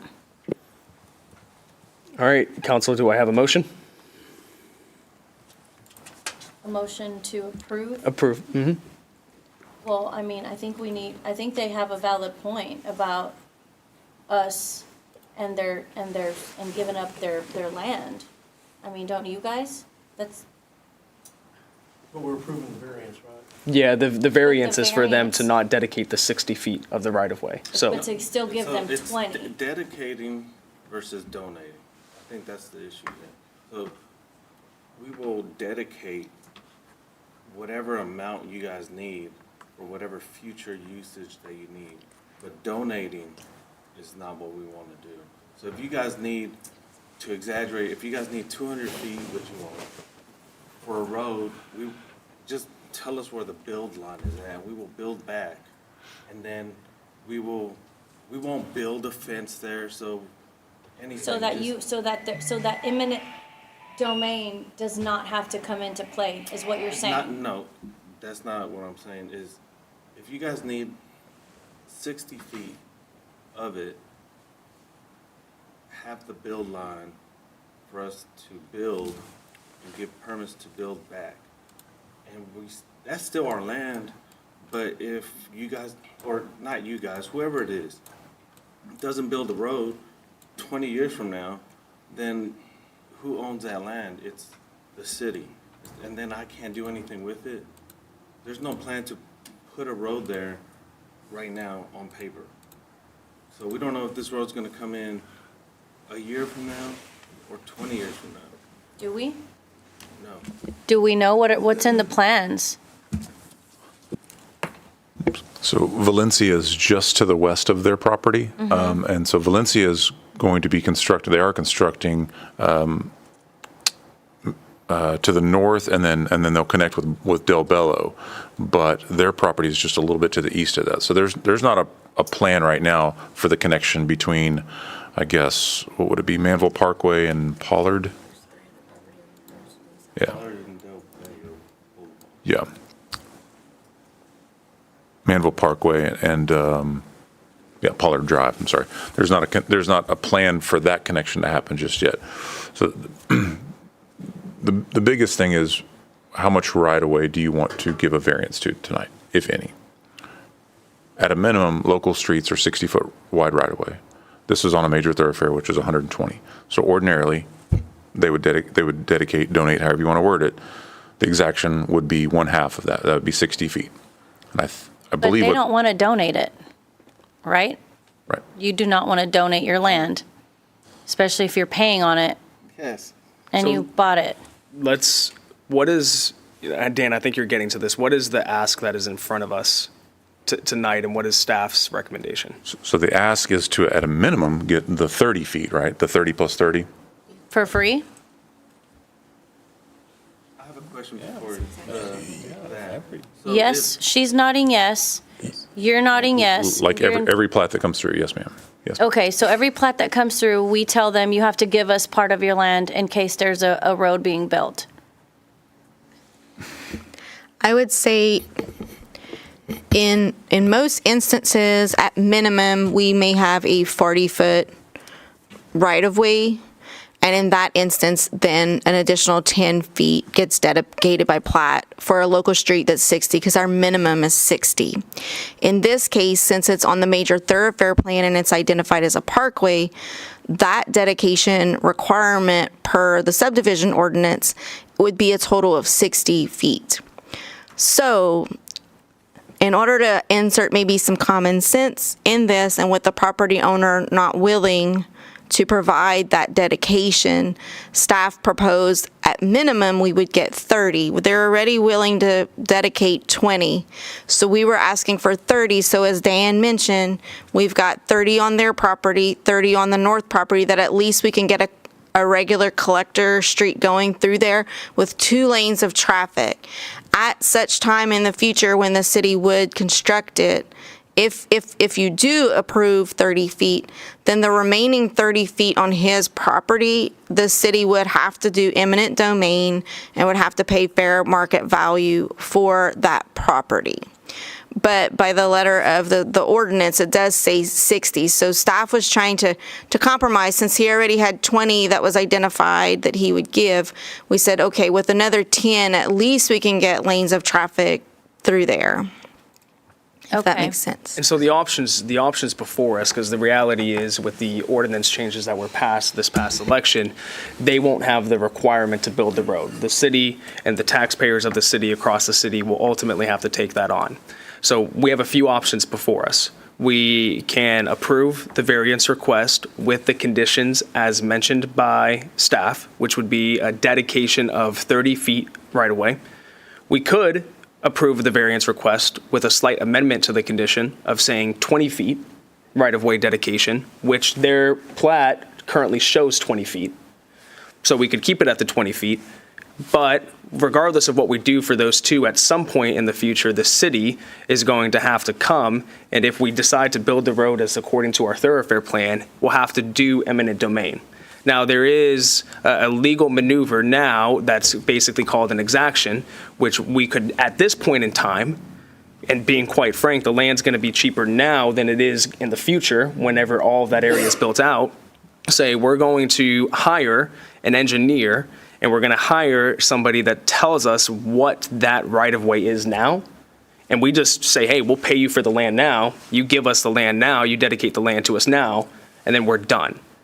But what's before us is they want the variance request to not dedicate the full 60 feet. So we have to, if we don't want them to have to dedicate the full 60 feet, we have to give them some sort of variance. Staff's recommendation is 30 feet. Their ask is, what they're willing to do is 20 feet. So we have a 10 feet difference.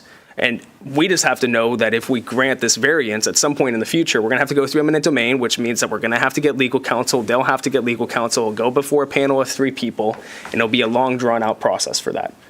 So as long as we understand those are all of the variables in it, what's before us tonight is, do we want to grant a variance?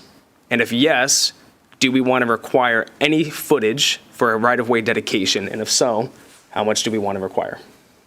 Dan, if you don't mind me, like the 20 feet that we're willing to give up, it's on the survey. That's for the easement, what's it called, for electricity and all that. That's why we don't care. It's the road there. We're willing, we can put it in writing, that we're going to build back more than 60 feet until the road's being built. That's no problem. I'm building back anyway. I don't want to be on top of a road. What I hear you saying is you're willing, just tell you where, and if the city's going to come in and do the 30, then you'll know where exactly to build so that you don't have to give that up later on. But if you're going to give that up, you want to be compensated for anything beyond the 20. Yes, anything beyond the 20, yes. Okay, and in this variance that's presented to us today, does it state that they get compensated for anything beyond that? So this variance request is requesting them to just give it up? Yes or no?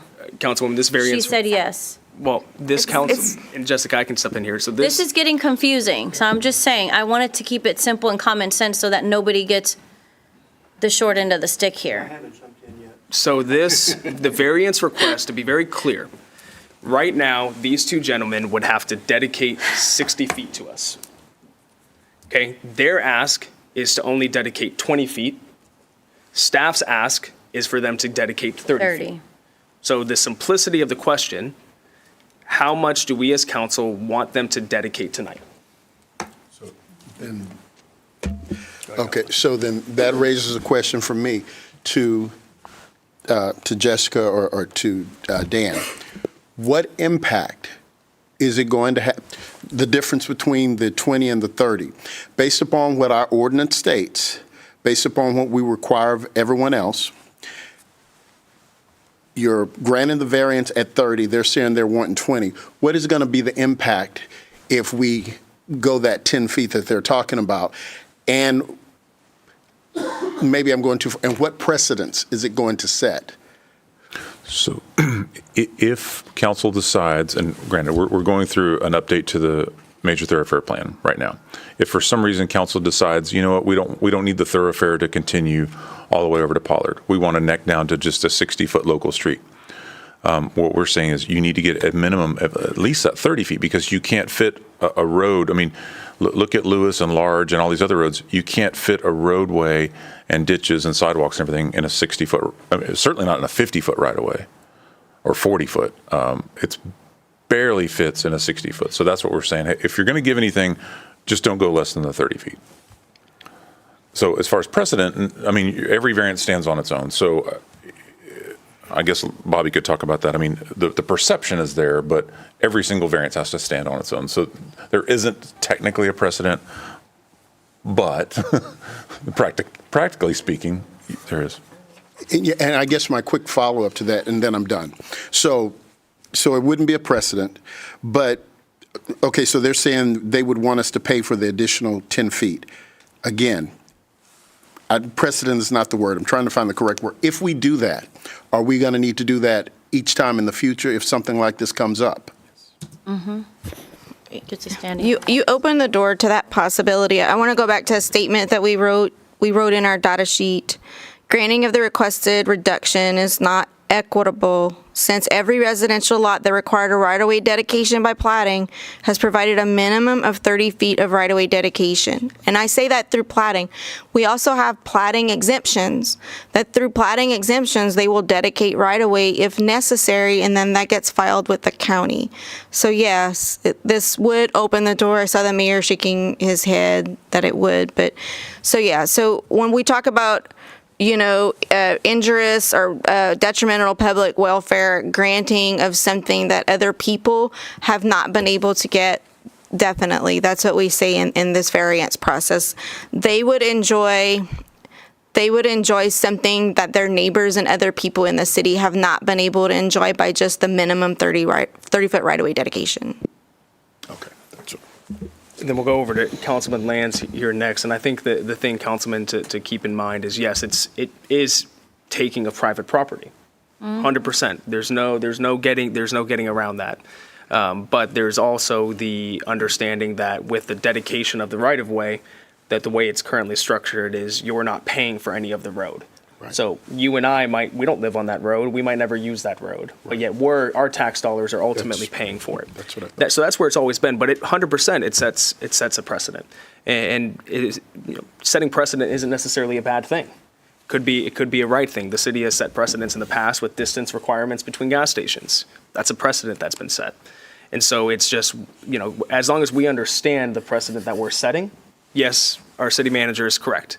Every variance request, every SUP, you take it on a case-by-case basis, but we have to be prepared for more of these coming through. And do you believe that it's a fair and equitable ask?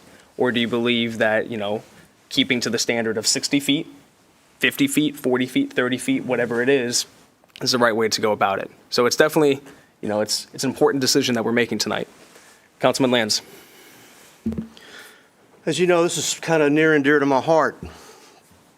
The right-of-way, easement, master plan, the whole shebang, because I have property that's in jeopardy if we decided to go through with our thoroughfare plan. And I'd be losing 15, 20 oak trees that are over 100 years old.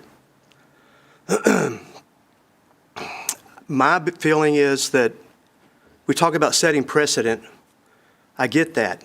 But I think also a fine line between setting precedent and having overreach. I think where we're at, like with our thoroughfare plan, we decided with the engineering company, we want to put a big road here, we want to put a big road there. And because of this spiral notebook that we have with a roadway plan, now we're telling people, you can't build on your property so far back because we may put a road in. And my personal opinion, that's overreach. If we want to say you can't do that, then we need to knock on the door and say, buddy, we're going to buy your property from you so we can plan for the future. Of course, we can't do that because we don't have that kind of money. But we can't hamstring our individual citizens who want to build.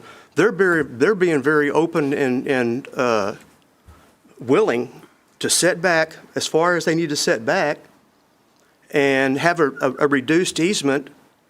And futuristically, if we do have to build a bigger road, I'm sure we can talk to them about buying that land.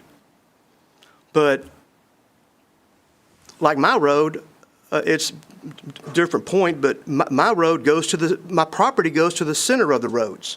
So I pay taxes all the way to the center of my side roads. I can't get out of that. But that's my property line to the center of the road. So I don't like putting the pressures on our citizens for saying what they can and cannot do if we don't legally have the right to say, you know, that's our easement, that's our land, that's our future idea. But it may not be. We're hiring a different company now to do a different roadway plan. Hopefully there's going to be some changes. I know one street I want to change, so hopefully there'll be changes. So we all have given up land, if that's right. So all of our property goes to the center of the street.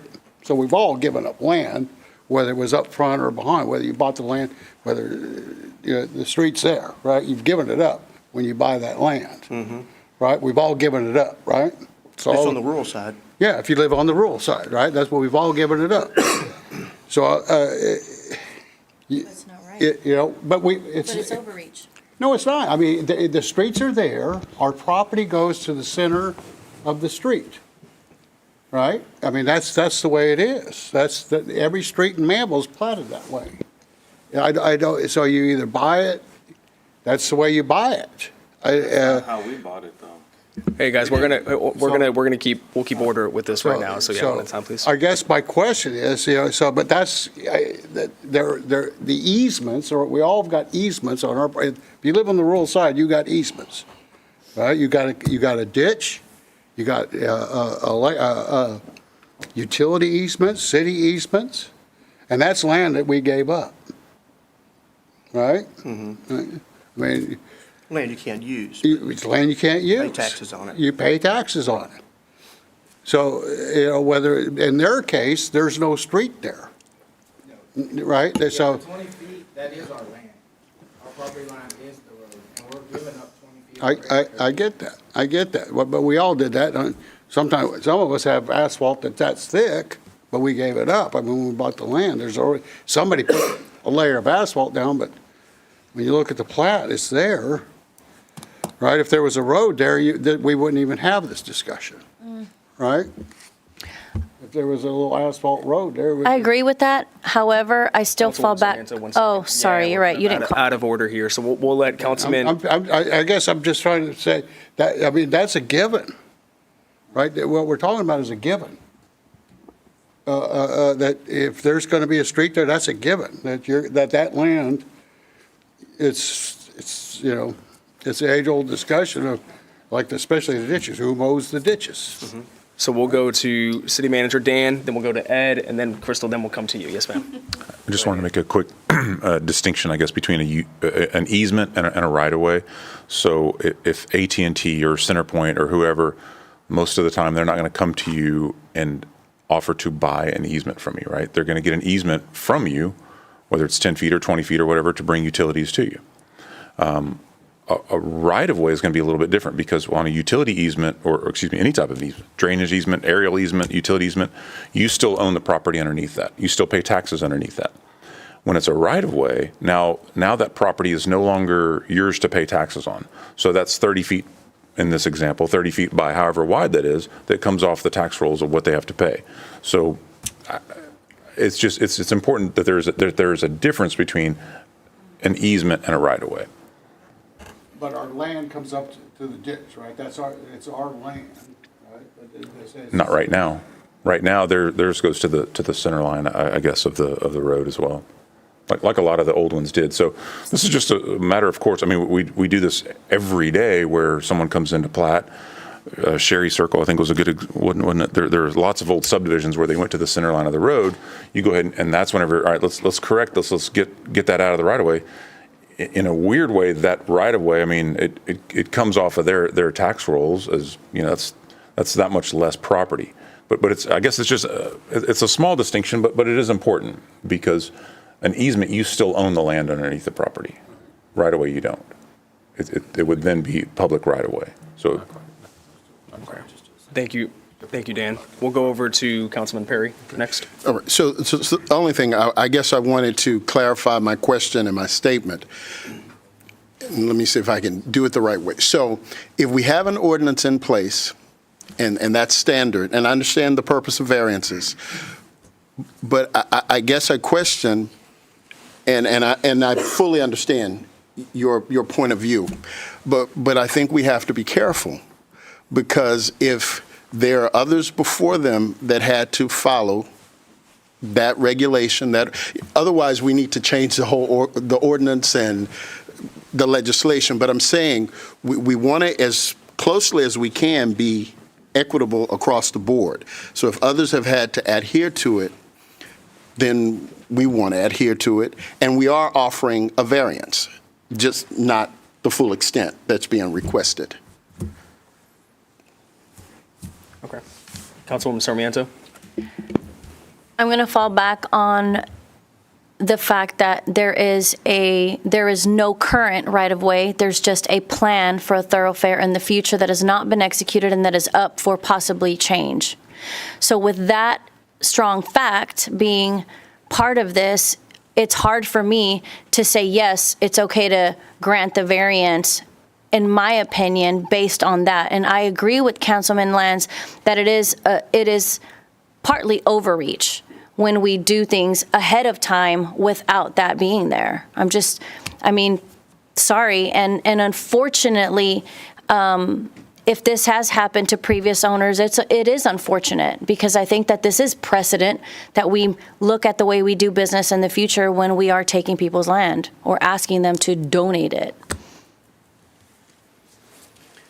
So what I'll say, and here's the important thing to understand, many times in local governance, and Councilman Perry, to speak to your point, things change. And so people were required to build with certain standards, in years past, that, certain people now have to build by stricter standards or sometimes looser standards. When you live in a city, you live a part of a social contract, which means that many times I pay taxes. My kids don't go to Alvin ISD. But the social contract that I'm a part of, I still pay school taxes, yet my kids don't get a direct benefit from it. So this contract that we've had within Manvel since the city incorporated has been that you dedicate land, and with the dedication of that land, eventually the city will come in and the city will build the road. So you are dedicating the land as a part of your contribution to the societal good, and the city is then ultimately building that road. Now, we can change that social contract. And quite frankly, I'm leaning towards that. But we have to understand that now every person that comes in here, every developer, every single property owner that comes in is going to ask us to give something in order for them to dedicate the roads for a mobile city. So every sidewalk, we're going to have to give up something for that, because they have no obligation to do that. Now, yes, this is one variance, this is one unique variance to them, and it is a little bit of a unique situation, but that's the precedent that's being set. So I think what I'd like to do first is I'd like to take a vote on an amendment motion. And Jessica, just in the ordinance, does it specifically, and I'm trying to find which one is the actual ordinance. I think it's number 8. In the ordinance, does it call out the 4 conditions? Yes, Mayor. It's in the development agreement, and it's in section 2.02, and it's the conditions as stated in the report. Okay. Because what I'm gonna do is I'm gonna make a motion to call the question here, and let's start to move this forward. That way we can give some closure to this. So right now, within the development agreement, section 2.02, it states a minimum of a 30 feet dedication. These gentlemen have said that they'd be willing to dedicate 20 feet. So I would like to make a motion to amend the development agreement in section 2.021 to change the minimum 30 feet right-of-way dedication to 20 feet. Do I have a second? I'll second. We have a motion and a second from Councilman Lands. All those in favor? So motion passes 4-3 to amend the development agreement from 30 feet to 20 feet. So now what I will do is I will make a motion to approve the variance request and the development agreement as amended. Do I have a second? Second. We have a motion and a second from Councilman Lands. All those in favor? Motion passes 4-3. Gentlemen, thank you for being here. Are you aware of what just happened? So basically what we did is we amended the development agreement where you will not have to dedicate 30 feet, but you will have to dedicate 20 feet. All right, thank you very much. Appreciate it. We will now move on to agenda item number 6, consideration and possible action to approve a sponsorship agreement between the City of Manvel and Waste Connections of Texas, LLC. This I have as slated as being to Bobby/Tammy. Actually, Tammy should get the credit. She's been speaking to him and was able to, somebody planted the idea with the centric and universal one, and this is carried on to Waste Connections, but Tammy can take that. So on this agreement, what they've decided is they would donate $3,500 a year for the term of the franchise that we have with Waste Connections.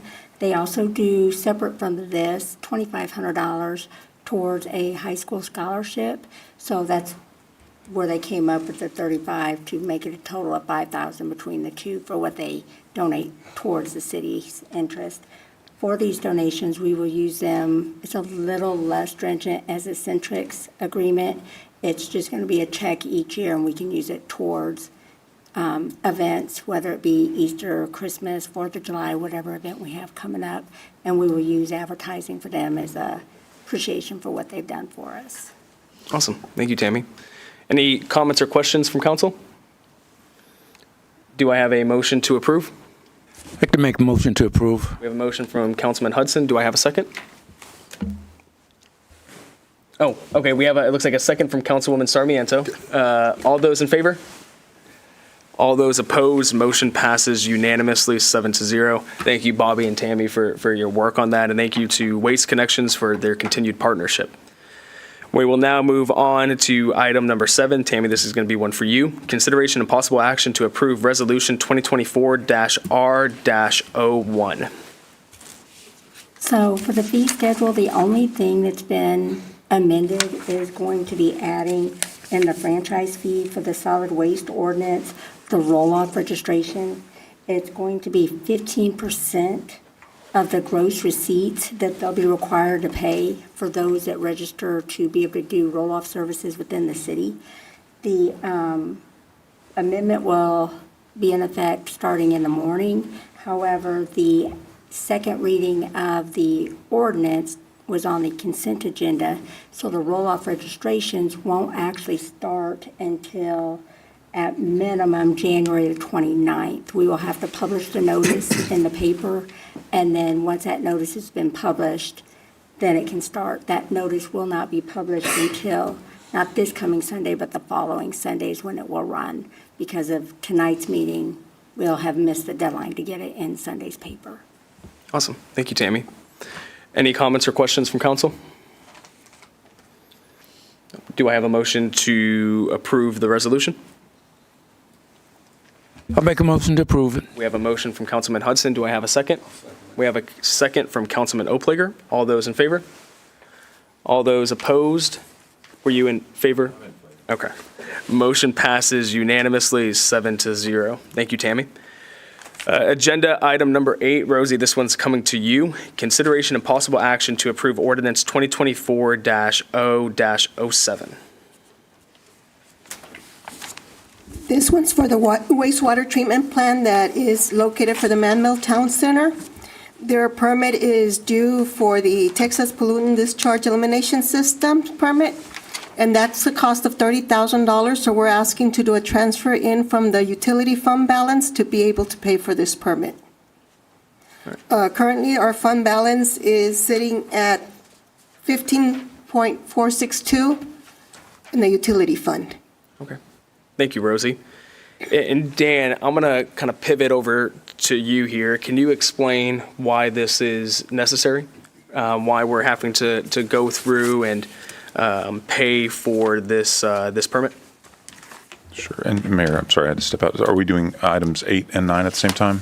We certainly can. Yeah, let me read out item number 9, and then we'll just loop this into that. So I think that's a good idea. So item number 9 is consideration possible action to approve an interlocal agreement between Brazoria County Municipal District Number 42 and the City of Manvel for the reimbursement of cost associated with the Texas Pollutant Discharge Elimination System permit renewal application for the existing wastewater treatment plant located 0.44 miles northwest of the intersection of State Highway 6 and State Highway 288 in Brazoria County, Texas. Okay, thank you, Mayor. So every 5 years, TCEQ requires you to get a permit renewal for your, not necessarily for your wastewater treatment plant, but for its discharge, where it actually discharges into a bayou or a waterway or whatnot.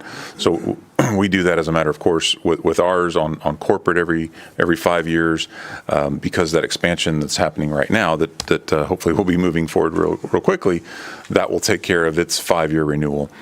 This new plant in Mud 42, you think it's a brand new plant, and it is, but they actually got their permit through TCEQ coming up on 5 years ago. So I likened it, I was telling Harry and Larry earlier today that it's like whenever you buy a new vehicle, and usually you'll get that 2-year sticker.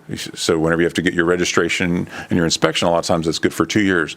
But if you bought it at the very end of it, well, you got a brand new vehicle, you've only had it a month, and now you got to go renew the registration, so to speak. So that's maybe a silly example, but that's where we're at with this permit. It needs to be renewed already this year.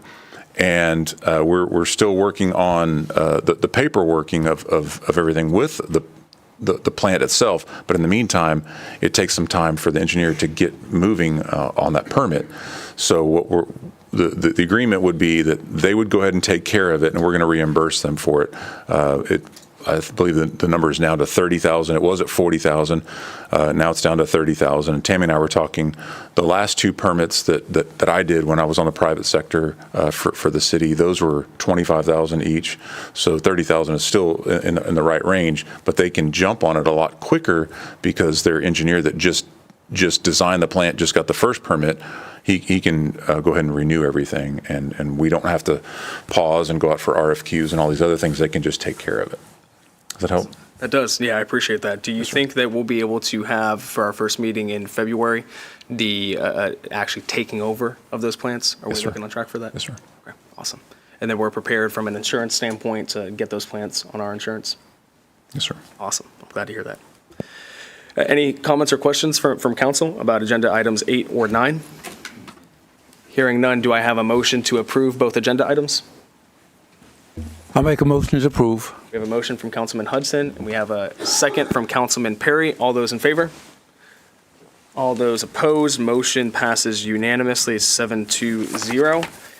We've got one more item, saving the best for last here, Chief. Agenda item number 10, consideration and possible action to concur with the Chief of Police on the need for a multi-way stops intersection at Rodeo Palms and County Road 58, Croy Road.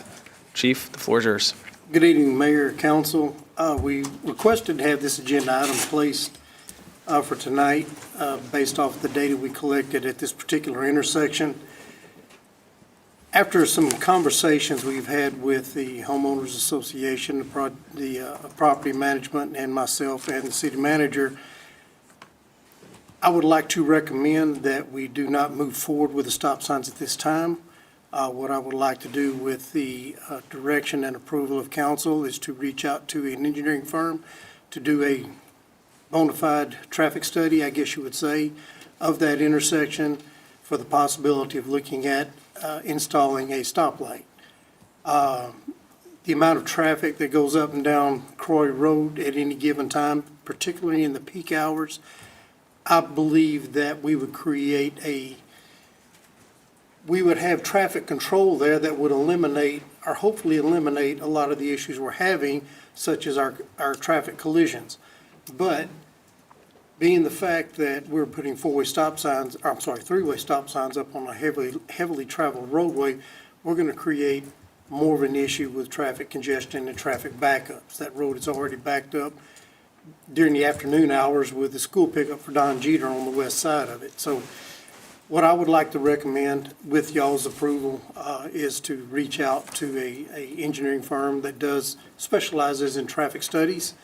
We can come back at that point in time when we have located somebody with a cost, because it's going to cost money to do this. Present that to council hopefully within the next month or so, as soon as we find a suitable company that we could work with on this, and then let them do their engineering study on that, make a determination and a recommendation of what their traffic control device they would recommend, and then we would look at that, whether it's a three-way stop or a stop-and-go signal. Thank you, Chief. Appreciate that update. Dan, anything to add there? No, sir. Well, other than because of the complexity of that little area where we're talking about County Road 48, Rodeo Drive, but then keep in mind Kirby is also intended to come in between those two. So we just, that's something we want to make sure we don't have light after light after light, of course, right? Like a 518 type situation. So that's kind of why Chief and I are thinking, let's zoom out a little bit and see what's about to happen. The other thing that's going to happen is the construction, of 288 right now has probably got some of the numbers slanted from what they normally are, quite frankly. So if we can go the route that Chief just mentioned, I think that's probably best for right now. Mayor. Thank you, gentlemen. Appreciate that. How long does a study like this usually take? And the reason why timing is so important to me, there were 11 accidents, according to the study that we did in 2023 alone, many, many near misses. And now that we know this data, if we don't take some action in the near future, in my opinion, we're being negligent and complicit with any accident that occurs. And that makes me worried. And I know, Chief, that you want to keep the roads safe. And so I think with this item, time is certainly of the essence. So from the standpoint of a turnaround, you said a month to have something back before council. What is a study like this? How long does that usually take? I would say give us 6 months, but it should be less than that. But if we could do an outset, by June, for instance, but it should be shorter than that, Mayor. Okay. And for traffic lights, what's the cost for traffic lights usually run nowadays? That can be $500,000 to over $1 million. We do not have them in the budget, if that's the next question. That was the next question, because I've been thinking a lot about this, and I've heard people on both sides, people that want us to do stop signs because they want a short-term solution, something to help, and people that want us to do lights. And while I think lights might end up being inevitable, if there's something that we can do on the short term. What I would like to ask is, Dan and Chief, that when we have this item for the proposal to award the contract for doing the study, let's make an official request to the HOA, and let's get the HOA board in here and the management company in here. I think we've been, to some extent, there's been a lot of tiptoeing around with items for Rodeo Palms by specific people, and it's time that we address those as a body. And it's a time that the entire HOA board comes and sits before us and we have a frank conversation about what we need to do to address the safety concerns. Considering 2/3 of our calls, over $1 million we expend a year just on service calls for Rodeo Palms. We have a lot of crime that's out there. We have a lot of public works repairs that are out there. There's a lot of needs. And I think we need to get all the key players in the room and get this figured out. That way we can equip Chief Yu and Robbie with Public Works with a plan to put into place that also has the buy-in of the entire HOA board as well as the MUD. Because I think, there's solutions to it. There's solutions such as a strategic plan to address public works items. If we're talking extreme, could look at putting up gates at each of the entrances to give the HOA more control. Maybe Rodeo Palms just wants to be de-annexed all completely. Put them like Pomona, let them really be able to dictate their future. But we've been getting a laundry list of requests, and I think it's time to work through those. So if we can get them on the agenda whenever we have this item, it's time that we have that conversation. So regarding this items, do I have any? I think Councilman Perry and then Councilwoman Sarmiento next. And I just want to throw in, there's a residual effect down to Newport Lake Estates as to what's happening up there with Rodeo Palms and their Rodeo Drive, that entrance and exit. Forgive me for not knowing this intersection properly, but what do we have there now? Is it just a stop sign or nothing? There's one stop sign for Rodeo, of course, When heading north. Rodeo comes to Croy Road? Yes, and this is just, this is probably the first driveway, yes, it is, from coming west from New Hope. So they're only really, So their next entrance there, but then they're coming this way, and there's just that one stop sign? just the one coming out of the Okay, neighborhood. so would it be feasible to even consider putting in the stop signs in the meantime while we wait? Because 6 months out, that could be another 11 accidents. What is the cost to put in a four-way stop sign in the meantime while we do a traffic study? Is that even possible? It's certainly possible. The cost is negligible because it would really just be adding 2 stop signs and then signage to let everybody know that's coming. I think the concern is the congestion, the backup, I guess, right? Because with a signal, there's a chance that you hit a green light. With a stop sign, there's no chance. You're stopping no matter what. Everybody has to stop and go. Right. So what we're weighing here is congestion versus safety and accidents. Because the problem right now is the safety, right? And also the growing traffic. Well, it's a cause and effect, basically, is what it is. I mean, we can put stop signs up, but we're going to create other problems. We're going to create other issues that we're going to have to deal with. Okay. Traffic already, it's like the city manager alluded to earlier. I firmly believe that because of the construction on 288, traffic has increased on Croy Road. Traffic has increased on County Road 48, and it's probably increased more on Magnolia Boulevard for people have found, say, coming from Missouri City, going to the Houston area. That's just a little jog to get around what's going on out there. Maybe it is, maybe it isn't. But when you pull up to the intersection at your peak hours at County Road 58, Croy Road, and Highway 288, the traffic is already backed up all the way almost past New Hope in 2 lanes. Now you got 2 lanes trying to fight to make a left turn because nobody wants to sit in that left turn lane, which will back it up twice as far. Now we got problems there. Okay, so you got problems coming in off of 288 at that intersection. There's a lot of traffic out there. You put stop signs up there, we're going to create another issue we're going to have to deal with. Now, I will tell you this, that stop signs do not prevent accidents. People will still run stop signs, and then people pulling out onto Croy Road from Rodeo Drive are going to make the assumption that people are going to stop, they're going to pull out, and they're not. We're still going to have accidents. The only way you stop accidents is to train people on how to drive. And I shouldn't have said it that way, but as Ron White says, you can't fix stupid. People driving nowadays have to be cognizant of what's going on, okay? There's another alternative we can do. We did it with Jordan Road. We put up signs, flashing yellow signs, and we're doing it out there with Sora Drive and Meridiana that say intersection ahead with rumble strips. That might help get people's attention and slow them down. It's something we can do, as we say, as a soft measure. If council wants or feels the need to put stop signs up, like the city manager said, that's not a huge cost. That's negligible. That's an easy fix. I just think that we'd be creating another problem down the road. I would recommend, this is, and for whatever it's worth, let us reach out and try to find an engineering company, find out how long it would take to do a study, to get their results back to us, and then based off of that, then we can make a decision on what we need to do in the interim. I do not believe if we get an engineering study back that says you need a traffic light at this intersection because at these hours, you've got so many people that travel through the intersection, we need to control that better. Are we going to be able to do it very rapidly? We don't have the money. We're going to have to budget for it. So that's still going to come down the road. So I think that if we were allowed the time to bring a company in, talk to them, find out how long it's going to take, bring that back, then we can make a better or a more sound decision based off of what we're trying to accomplish. Okay, thank you for that. I like the idea of getting the board in here as soon as possible so that they are included in the conversation and in the solutions.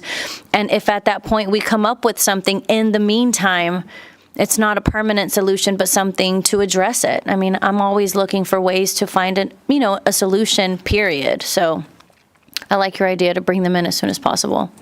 Thank you.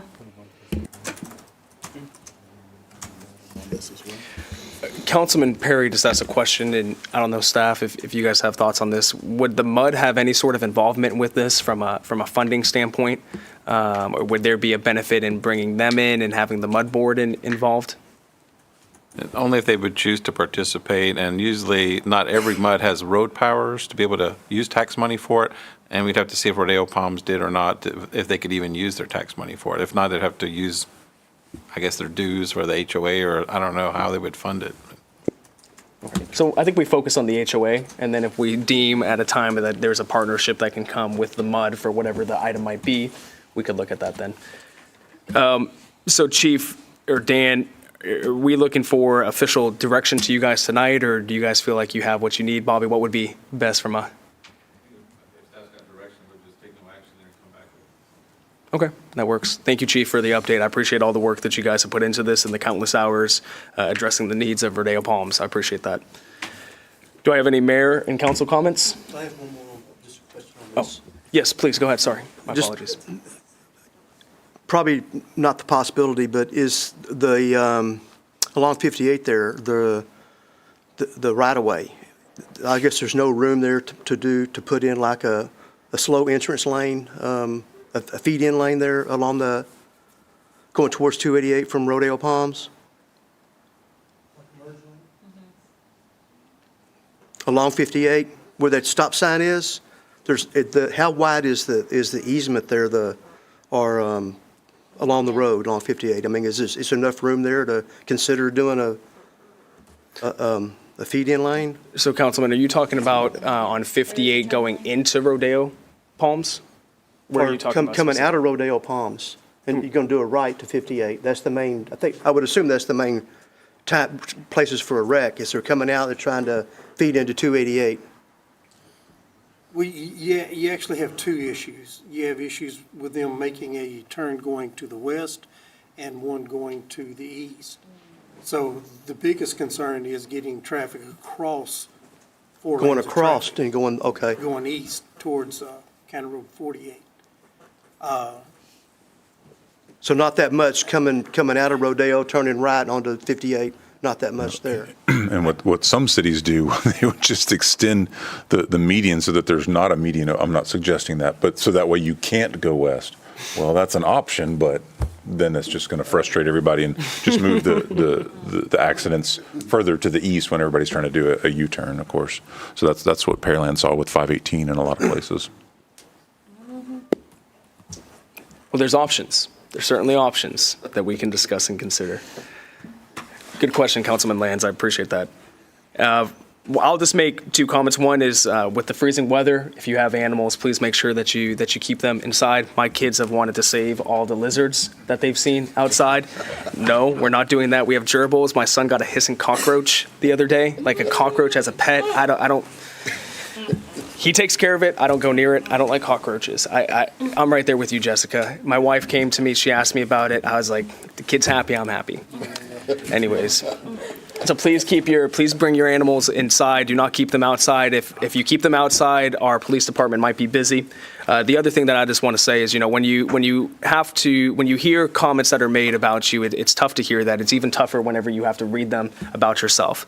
But I think I'm very proud of all that we've accomplished, all of the work that each of us have put in from the staff level, from the council level.